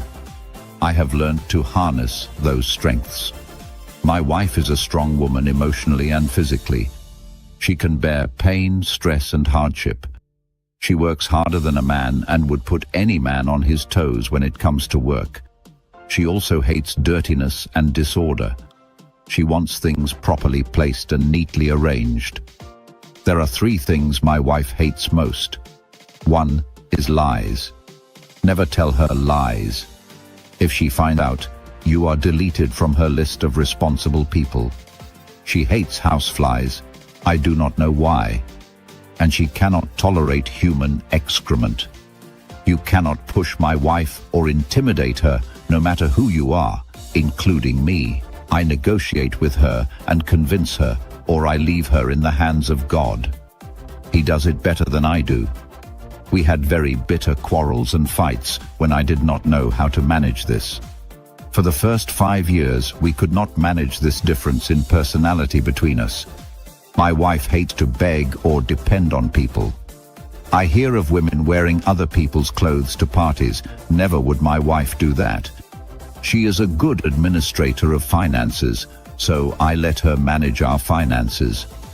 But even if she has a large sum of money, she still expects me to pay for a bottle of soft drink, even if she would eventually buy something worth 1,000 times more for me. That is how women behave. They value the little things we do as husbands more than the big ones. My wife is not a good storyteller and has very few friends. I can only remember one, apart from me. Never speak evil of another person in my wife's presence as gossip. You will only end up reducing your value in her eyes. Duty is duty. Do not come and sit near her to chat if she has something to do. Do not be surprised if she leaves you to face her responsibility. This makes her the propeller of the engine of the home. Her closest business partner is our third child, Ufuoma, who is also a recluse and a workaholic. They have a business partnership. She has an unlimited ability to forgive me. I am not the best of husbands. I am not very romantic, and I hardly buy gifts for her, but I love her. I was in a shopping mall in Europe with my eldest son, Mimi, when she called me on the phone and told me not to buy anything for her. I try my best sometimes. At least the dress she wore today, I bought it from Australia. I learnt early that Europeans marry those they love, but I have chosen to love the person I married. It is a command, a duty, and a responsibility. She would argue with me on as many subjects as possible. I usually got angry over it, but recently I discovered that she learns and adopts those things we initially argued over. So, when I make my point and the arguments continue, I have learnt to stop. You do not win arguments in marriage. It is of no benefit to anyone. My wife cannot tolerate any person, no matter how close, who attempts to take me for granted. You will see a lioness emerge from her if you mess with Yonvbe. That is what she calls me. But she has hardly ever told me that I am a great man. She is old school and not very romantic. I occasionally tell her that we are two business partners. I never seem to get enough of her. I have come to be addicted to her, but I have also not known her to be very romantic. So, we have our style, and it has worked for us. Every husband and wife must identify their strengths and weaknesses, harness their strengths, ameliorate their weaknesses, and make the best of their marriage. That you quarrel and even fight does not mean you have a bad marriage or that you are bad people. It might just be that you have not learned how to manage your challenges. After all, there was war in heaven. It does not make God bad or heaven bad. Resolve your crises with love and evolve your marriage. I nearly forgot to tell you that she is the best cook I know. This episode reflects on love, growth, and understanding in marriage. It shows that relationships are built not on perfection, but on commitment, patience, and continuous learning. True love is not just found. It is built over time through responsibility, sacrifice, and mutual respect. If this inspired you, kindly get your copy of the book using the links in the description and share it with someone who needs it. If you enjoyed this episode, don't forget to like, subscribe, and share. Remember to check the links in the description to get your copy of Lessons of My Early Life. You can also get both hard and soft copies on Amazon. God bless you. No matter what men display outside, if you see any man with one wife who is living in peace with her, know that the woman is in control, though the man is in charge. The takeover bid is not hostile, and it is the cause of many quarrels in the first 5 years of marriage. Most men want to control and be in charge, and the home becomes charged. Welcome back to another episode based on the book Lessons of My Early Life by Dr. Charles Apoki. To get the book, please check the links in the description. You can also get both hard and soft copies on Amazon. Mrs. Angela is my wife's elder sister and the one who raised her.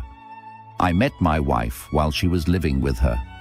She was like a mother to her and a disciplinarian compared to what we see today. I did not sneak into her household. Even though I was young, I really came with a mind to marry Felicia, but there were things she would not tolerate. One day we went to a party and came back late. I was summoned to explain why I wanted to spoil her sister. She was disappointed that her sister was pregnant immediately after she finished nursing school while she was still living with her. I can remember climbing the staircase with her, and she asked me, "Why did you do this to my sister?" I told her I would marry her before she delivered the baby. I had only 54 naira in my account that day in the former New Nigerian bank. She tried her best relative to what happened, and even though there were expectations I had during our marriage ceremony from her that were not forthcoming, I remained thankful to her. She was the one who went to Chief Emor to buy the drinks. I cannot remember how the food was cooked, but I bought all that was needed to prepare the food. I suspect she oversaw the cooking too. Accommodating my wife during pregnancy in her husband's house was a big help. However, the reason I wrote this portion of this book was the role she played whenever my wife delivered a child in Aba. The memory of the first one still brings tears to my eyes as I write. We had been alone with the child for about a week or so when she came. She came with dried fish, gari, popo gari, ground nuts, and anything you can imagine. She even cooked banga soup. I must not forget that she came with starch. There was great joy in our small home. We had somebody to speak our language with. My wife was radiant with joy because she loves her elder sister so much. She immediately took over bathing the baby and washing clothes. She would go to the river, about half a kilometer down a very steep hill, to fetch water for us. She would swim in the clear, beautiful river. When she was around, I could take a walk with my wife in the evening. We were lovers again. She became more beautiful after delivery. We had freedom again from raising a child. Even though we loved our baby, there was built-up passion for each other, especially when we were so young. Then she took every suggestion I gave her, not now that she has turned to my mother and wants to control every aspect of my life. When you marry a young woman, enjoy that period when she has not known so much as possible. After my wife had the second baby, we were now joint heirs. By the third, she had graduated to director, and now she is chief executive. With a grandchild, she is now mother in Israel, Deborah, while I am Lapidoth. What can a man do? No matter what men display outside, if you see any man with one wife who is living in peace with her, know that the woman is in control, though the man is in charge. The takeover bid is not hostile, and it is the cause of many quarrels in the first 5 years of marriage. Most men want to control and be in charge, and the home becomes charged. My in-law, Angela, was a great source of joy any time she came.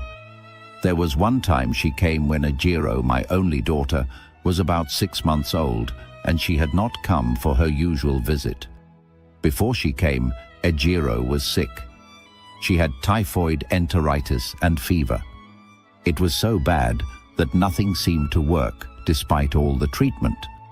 Other people's children were coming to the hospital with the same illness and were getting well with treatment, but mine was not. The owner of the hospital traveled for Christmas and left us. He had not paid my salary for some months. I was broke to a point that we had to buy drugs on credit from a patent medicine store to treat my child. We were buying corn pap on credit to feed our children. There was nobody to run to. My brothers had not even seen me for 3 years, even though we were in the same country. It got so bad that the child stopped breathing. There were no veins to put up a drip, no oxygen. There was nothing. Remember, a time comes when you are alone with God. One nurse, Ngozi, closed the baby's eyes, and people started crying. I was on my own. Then an old man, whose foot I had partly amputated, came with his walking stick, prayed in his language, and laid hands on my baby, and the child sneezed, passed stool, and came back to life. He was a Christian. By the time I returned with my pastor, the child was alive. Things sometimes get worse before they get better. From that moment on, the child started to improve dramatically. The next day, my sister-in-law came from Warri with supplies food, money, and company. We were so happy. I will never forget that visit all my life. No matter what wrong she does to me, those visits will always blot them out. Family members must be close to each other. They must help each other, and they must celebrate each other. The church must care for and ask after its members. Welfare committees must not exist only for burial ceremonies alone. Because of my experience with the man who owed me salaries, I made a vow never to owe my workers salaries. Since 1988, when I started paying workers, I have never owed workers salaries. I served very well during my NYSC. The staff of the local government were very supportive. I had so many job offers, but I settled for the job at Royal Hospital. The accommodation was good, and the environment was very conducive then. Another reason I took the job was the opportunity to acquire surgical skills because I wanted to go into general practice. The Indian doctor was not eager to work with me because he was on his way out. He was not eager to transfer his skills, so I had to steal them with my eyes. I watched every procedure he did with keen interest. He constantly changed his approach to the surgeries in order to confuse me. But I had good medical training, so I was able to cope. We were quite busy because we had patients from neighboring states. One thing we learnt early in life was to save regularly and have a common purse. You must learn to save regularly, no matter how small your income is. Families must learn to have a common purse if possible. Because of the way the proprietor of Royal Hospital was acting, I decided that I would set up my own practice. I started to save with 1988 as my target date. I started to buy surgical equipment piece by piece. I learned to start small and gradually. I finally got a place. We started the practice on February 28, 1988. We started small and really had to put ourselves under strain and innovation. We faced opposition and threats, but I later realized that my security was in God's hands. We handled many challenging medical cases. Every child I delivered, I prayed for and dedicated to God. I also had very difficult experiences, patients who died, pressure from the public, loneliness and fear. At times, I had nobody to lean on except my wife and my faith. There were moments of deep pain, confusion, and near breakdown, but I kept going. At a young age, I faced enormous responsibilities: sick children, paralyzed parents, financial struggles, and a demanding medical practice. But through it all, I learned resilience, faith, and endurance. We finally moved Petra Hospital from where we later sold it. This episode teaches the power of family support, resilience in adversity, faith in God, and the discipline of perseverance. It reminds us that life's greatest battles are often fought in silence, but they shape strength, character, and purpose. Thank you for watching. If you enjoyed this episode, don't forget to like, subscribe, and share. Remember to check the links in the description to get your copy of Lessons of My Early Life. You can also get both hard and soft copies on Amazon. God bless you. Every moment you spend in church with people, enjoy it, invest in their lives, and avoid quarrels because you might not see many of them again. However, remember, there are some you will need in future. The church is a family and a nursery. When your calling cannot fit into a setting, relocate peacefully. You are not accountable to a denomination, but unto God. When you do not understand what to do next, keep doing what you are doing well until He speaks to you. When God helps you make up your mind, things start to naturally fall in place. You struggle when you are out of your place. Welcome to another powerful episode from the book Lessons of My Early Life by Dr. Charles Apoki. To get your copy of the book, Please check the links in the description. You can also get both hard and soft copies from Amazon. This episode is deeply personal, emotional, and inspiring. It tells the story of divine direction, sacrifice, uncertainty, faith, and the journey into ministry. As you listen, may you find courage to obey God's leading in your own life. I did not set out to be in ministry. I never admired any minister with the inspiration that I would become a preacher, but I respected Pentecostal preachers. I encountered men like Brother Emma Okoria, Reverend John Okposio, Bishop Dan Akaonye, Bishop Edo Hasim, and the father of them all, Papa Ida Hosa. However, I loved the Lord, and Church of God Mission at St. Michael's Road, Aba, was like a family. So fellowship was exciting, even though at a point I lost the joy. We had the kind of training in Living Word Ministries that equipped you as a believer for the work of the ministry without really having full-time ministry in mind. We had teachings on healing, love, faith, giving, prayer, and general Christian living. One of my first demonstrations of what I learnt from the teachings was very early in my Christian faith. A young lady was brought to the hospital where I was employed, very restless, and we tried to sedate her without success.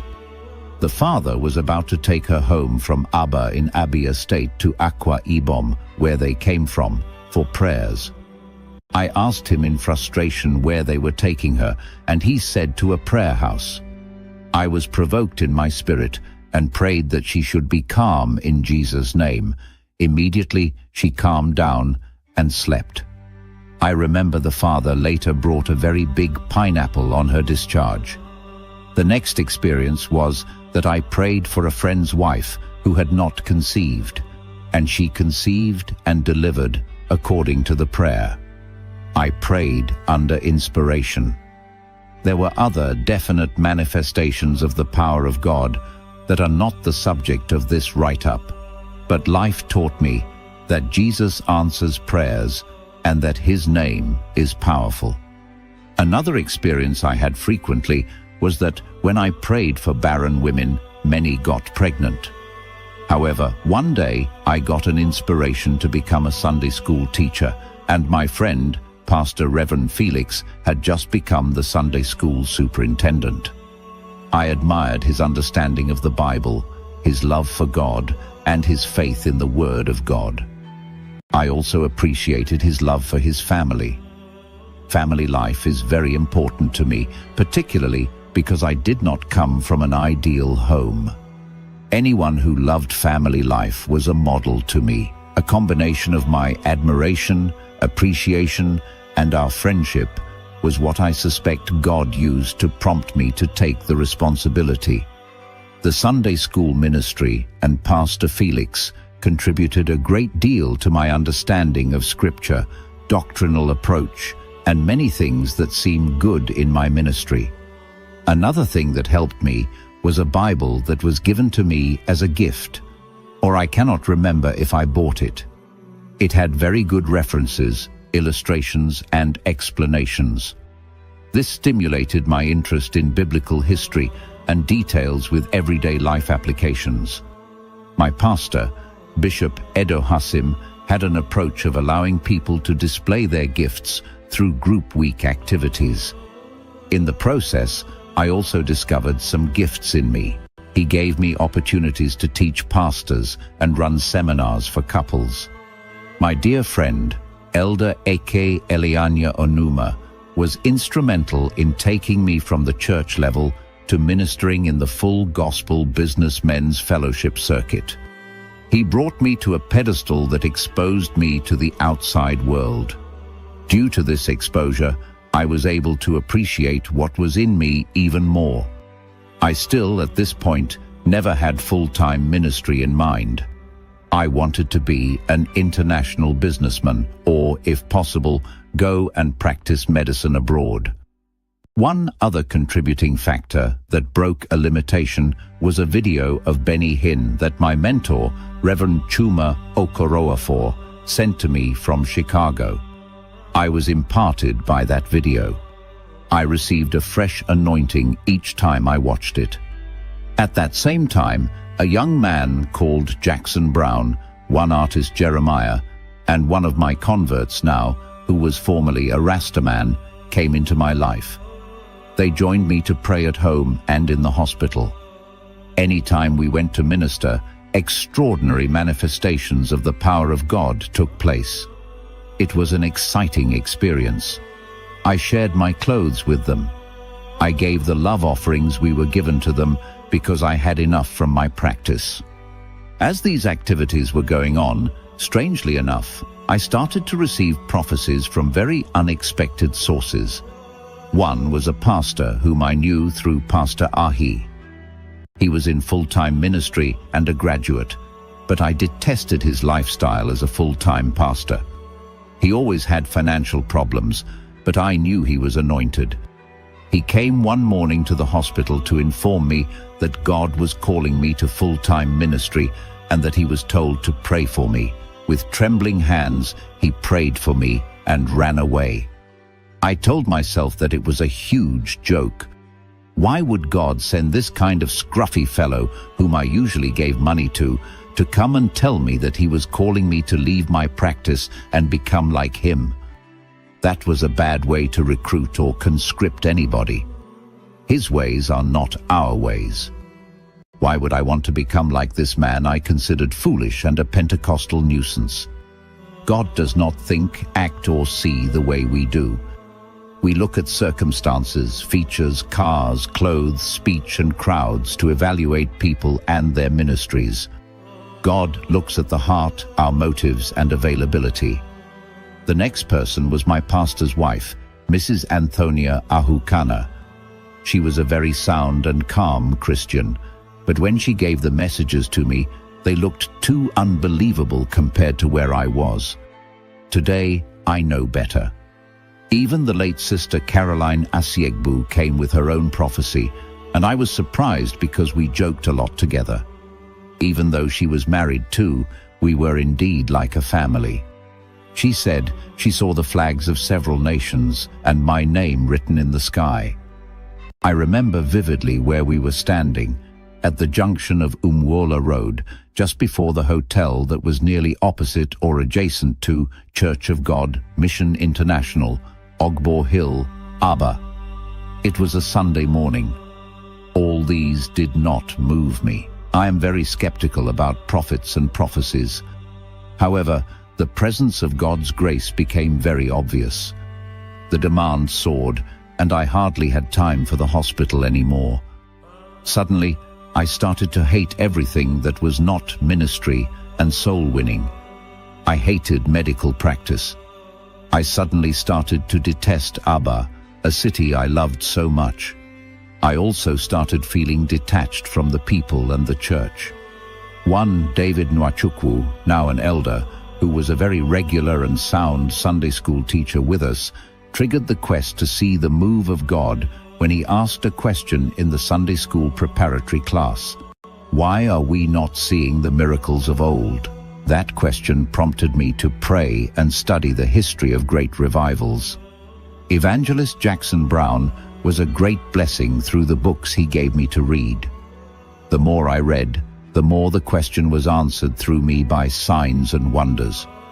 I do not want to go into details because I believe others should talk about them. One day we were in Elder Aka Elianya Onuma's Peugeot 505 saloon car when I had a strong impression that the time to leave Abba had come. I had wanted to stay longer because I loved Abba and the people. That blessed day we were going for a burial ceremony across the Abba Port Harcourt Expressway. Then I saw the kind of soil we have in Delta State. That part of Abba shares boundaries with Rivers State, so it has the same kind of sand we have in Delta State. Suddenly, there was an intense emotional upheaval. All my childhood dreams came flooding in. I suddenly felt separated from the land of Abba and what I was doing there. I suddenly started to miss my ancestral home. Reverend Evans Daniels, of blessed memory, was also instrumental in providing a medium for exposure when he invited me for big programs in his church with great men of God like Reverend Dr. Uma Ukpai. I will not fail to mention that he was instrumental in taking me to South Africa, and he even gave me a car as a gift before the journey. He was a man who loved God and the work of God with all his heart. He also loved humanity. I had definite impressions in my spirit during prayers and the study of God's word that I should go back to my people and that he would bless me. He also impressed upon my spirit that he would bless me and cause development to come to where I chose to stay. They have come to pass. My greatest fears were my wife's reactions and my inadequacies and character flaws that I was battling with, and I am still battling with. I was also very scared of the marital challenges I had. There is a very thin veil between peace and quarrels between my wife and me. I also saw how marriage could bring so much pressure on ministry and ministry on marriage. To combine doing business together with doing ministry together would put too much pressure on us. Thank God the church arm did not work well, so I gave up the church to the Church of God Mission International and became an ordinary member in the same church. I know how and when to walk away. It might not be a good virtue, but I know how to walk away. Surprisingly, my wife agreed that we should relocate and sell the hospital. I prayed, and God told me how much I would sell the hospital for, and the doctor came and bought the hospital. I had money to relocate and buy instruments for ministry. I cried the day I signed the agreement to transfer the practice to the new owner. Remember, I know how to walk away. Maybe it is just my design. There is a gut feeling I have when the time to move on comes.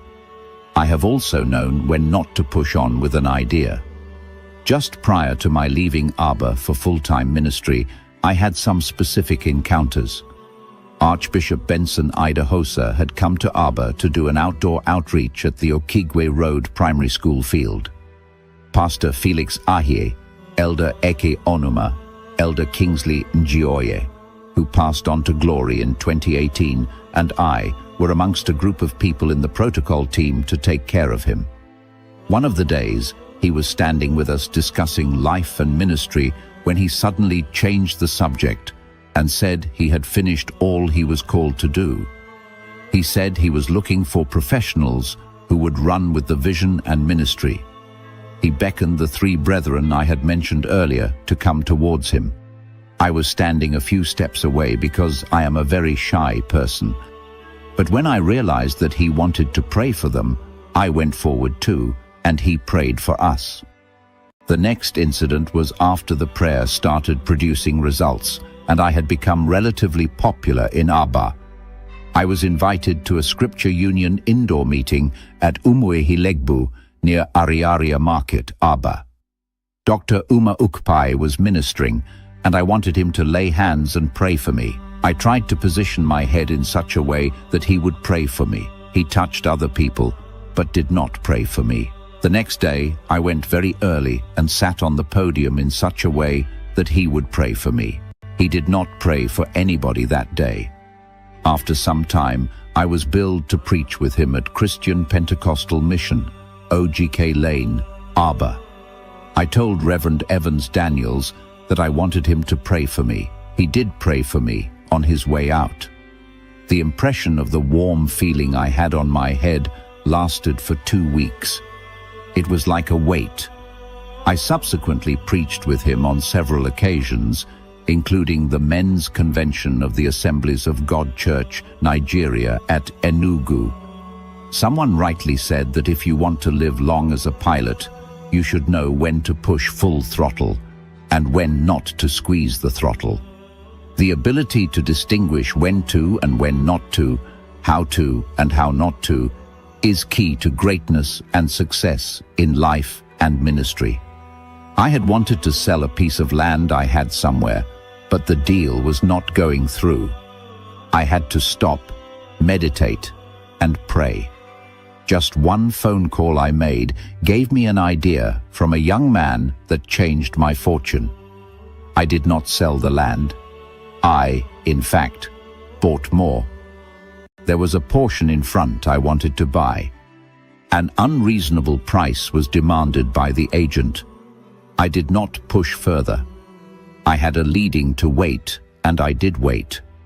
About 3 years later, the owner walked into my office to buy my books. The agent had died of natural causes and old age. The owner told me that the land was of no use to him and was willing to sell it to me, hopefully at a much lower price. I respect my inner workings or gut feelings. I also believe strongly that my life is fully under divine control. Even when we were cooking for the send-off ceremony, our very dear family friends, Barrister Chibuike Nwokeokwu, Cyan, and Barrister Mrs. Nwokeokwu, were still asking if the decision was not reversible. If my wife has ever had any close friend apart from me since we got married, it was Mrs. Felicia Nwokeokwu. She is a woman with a good heart, just like her husband. I got to know the Nwokeokwu family through the husband. One day, my car failed to start, and I needed to take my eldest son, Mimi, to school that morning. I had to take a shortcut through Ebenma Street to get to the Ikot Ekpene Expressway. The Nwokeokwu family were residents on Ebenma Street then. I do not know how he sighted me. He ordered Ugochukwu, his driver, to stop. He beckoned me to bring the child and gave me his complimentary card. And Nene Adaeze Nwokeokwu was in the car. She was Mimi's classmate. We later resided on the same street with them. That is how our friendship started. That incident took place when Mimi and Adaeze were just about 2 or 3 years old. They are now medical doctors. Adaeze recently contested in the primaries of the PDP in Abia State for the House of Representatives seat. Though she lost, she proved a point. I must not fail to mention one incident where I was invited to preach at a program in Aba. The organizers cancelled the program without informing me. I got there with my wife and the church was locked. We had barely managed to buy fuel to reach Aba, hoping to sell books and cassettes and get some honorarium. We were stranded. We slept at the Nwokeokwu residence, and the husband gave us 5,000 naira to travel back. We sent our things home to Ugeli, where we rented an apartment for the practice because I still wanted to practice. But for months, I could not get accommodation to live in. I then told God that if He did not want me to practice, He should give me a place for ministry, and in record time, I got many places. I rented 2 flats and a warehouse, and God provided money to pay for them. That is how we started full-time ministry. However, there are lessons I learned from my experiences. Do not say there are things, I mean decent and lawful things, you are not called to do unless God specifically tells you so. That you detest a man and his ministry does not mean that God has not approved of him. The success of a man's ministry is not measured in material terms only. When your life is yielded to God, do not struggle for the driving wheel with Him. If you are asking too many questions about an issue, show interest. God might be waiting to give you an answer.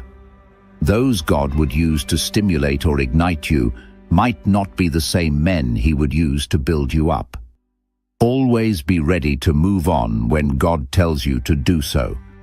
No matter who you are with and what you are doing, God sees farther than you. The church is a family and a nursery.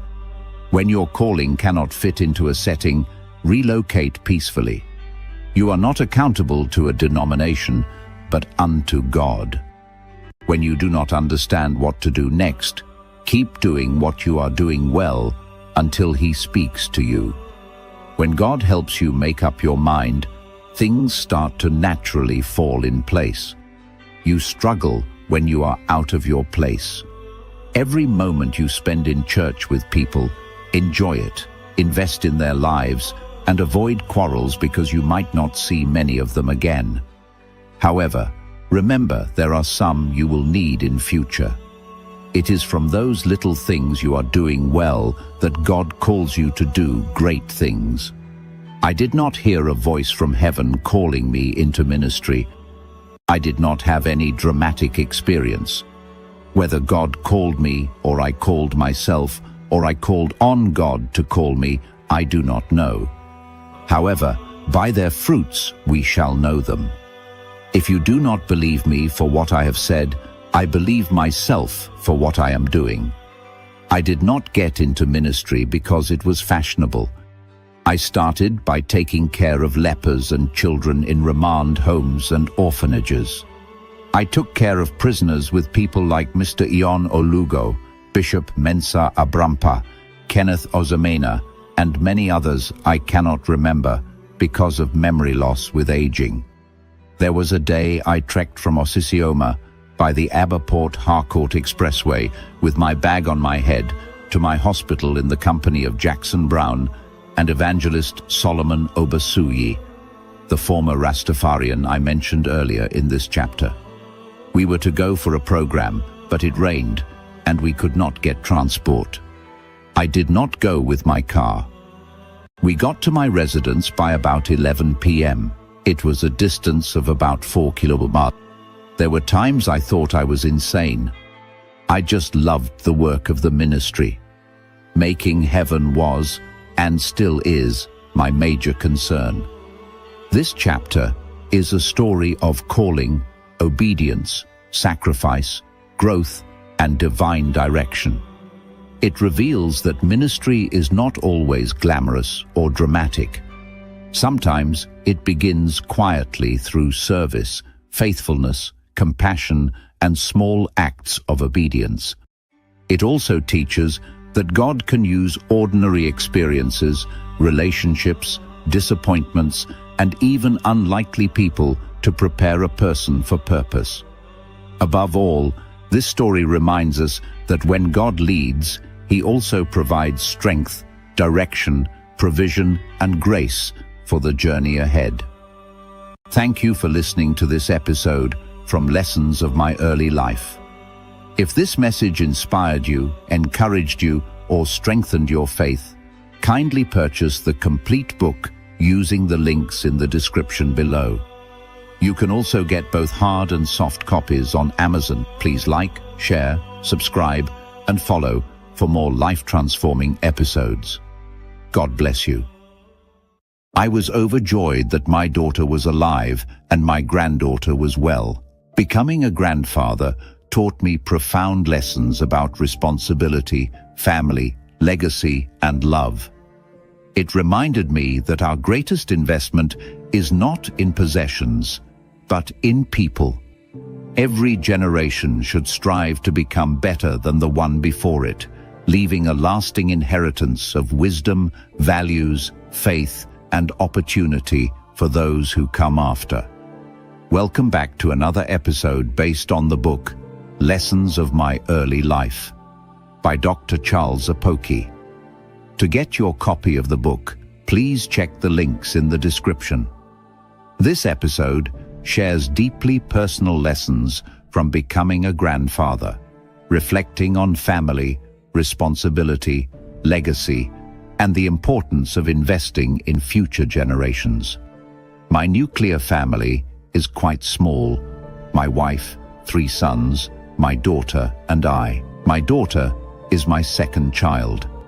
I had the first 3 in quick succession, 1986, 1987, and 1988, and then my last child in 1996. I did my genotype test at the University College Hospital, Ibadan, as a student in 1983 and was informed that I was AS genotype. My wife also did hers and she was AS.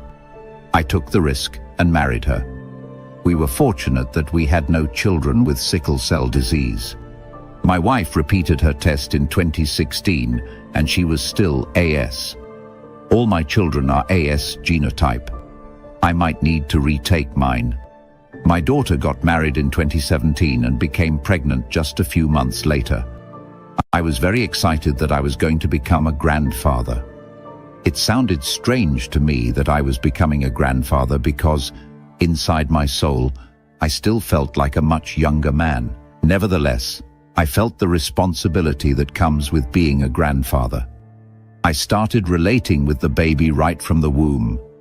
One day, I told my daughter that I was going to do an antenatal Holy Spirit baptism for the child. I told her that after singing, I would ask the baby to receive the Holy Spirit and to move. It happened exactly as I said it. When I said, "Baby, move," she moved suddenly in the womb. I used to sing for her regularly.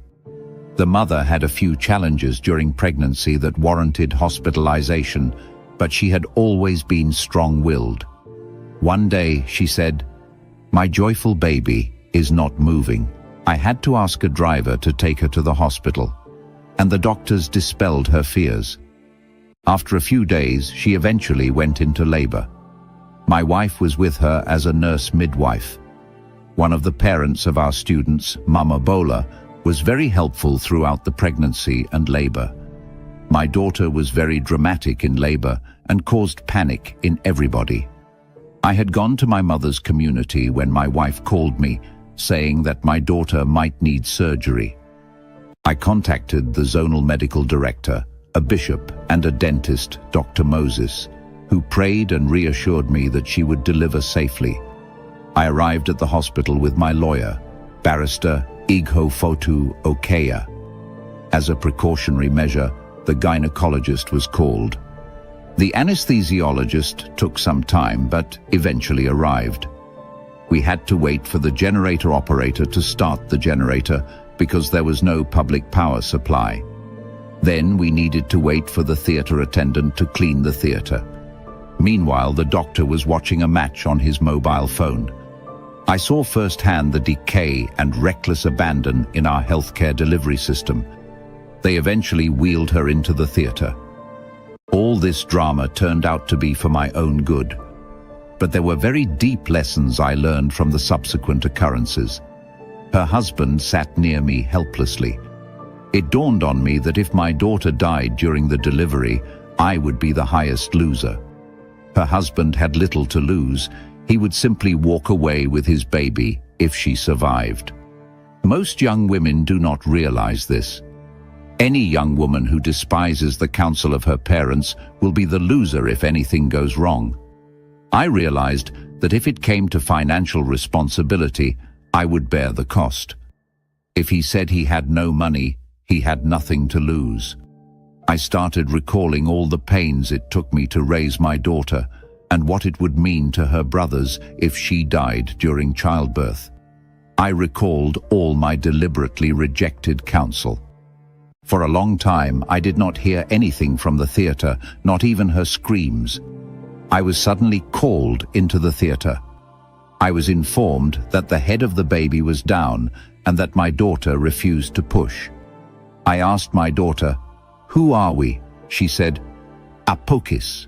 Then I asked her, "How are we, lazy or strong?" She said, "Strong." I told her, "Then push, my baby." She gave a push, and my granddaughter came out. She was very beautiful and healthy. Once they finished with the mother, I went towards my granddaughter. Immediately she heard my voice. She opened her eyes, looking for me. I was overjoyed that my daughter was alive and my granddaughter was well. The next day, we discharged them home. I took 2 weeks off work to stay with my granddaughter. I would carry her on my back, as African mothers do. I carried her at night so that my daughter could sleep. I was booked into a very beautiful hotel in Wari 2 weeks after her birth. I ran home to look after my granddaughter. There is a strong bond between us. She brings me great joy, but at the same time, whenever I carry her, many thoughts flood my mind. Thoughts of things that did not go well and a great future that is possible. She calls me Dadudan.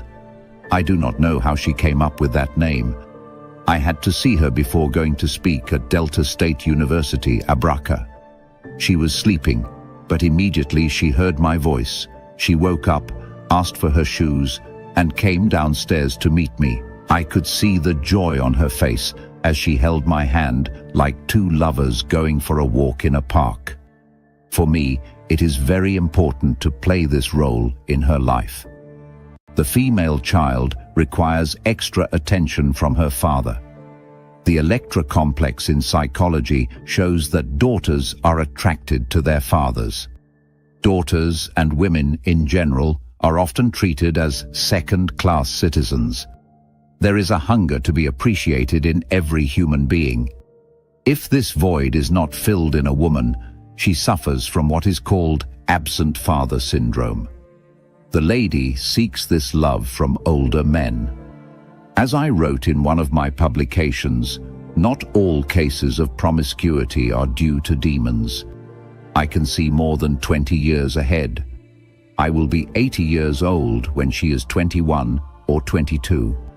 What plans do I need to make for her as my first grandchild? Many of the questions only time can answer, but I am determined to give all my grandchildren the best life has to offer. A righteous man leaves an inheritance for his children's children. The next generation of Apokis will definitely be greater than their parents.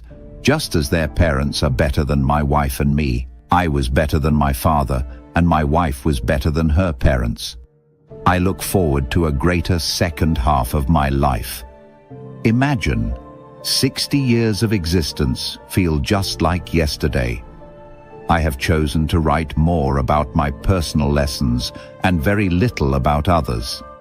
I want others to write about my existence later in life. Another book will be published on my 70th birthday, then on my 80th birthday, and my 90th birthday. Any years beyond 90 will be the burden of others to write. I have labored and sacrificed much comfort to reach this level, but there is still much more to do.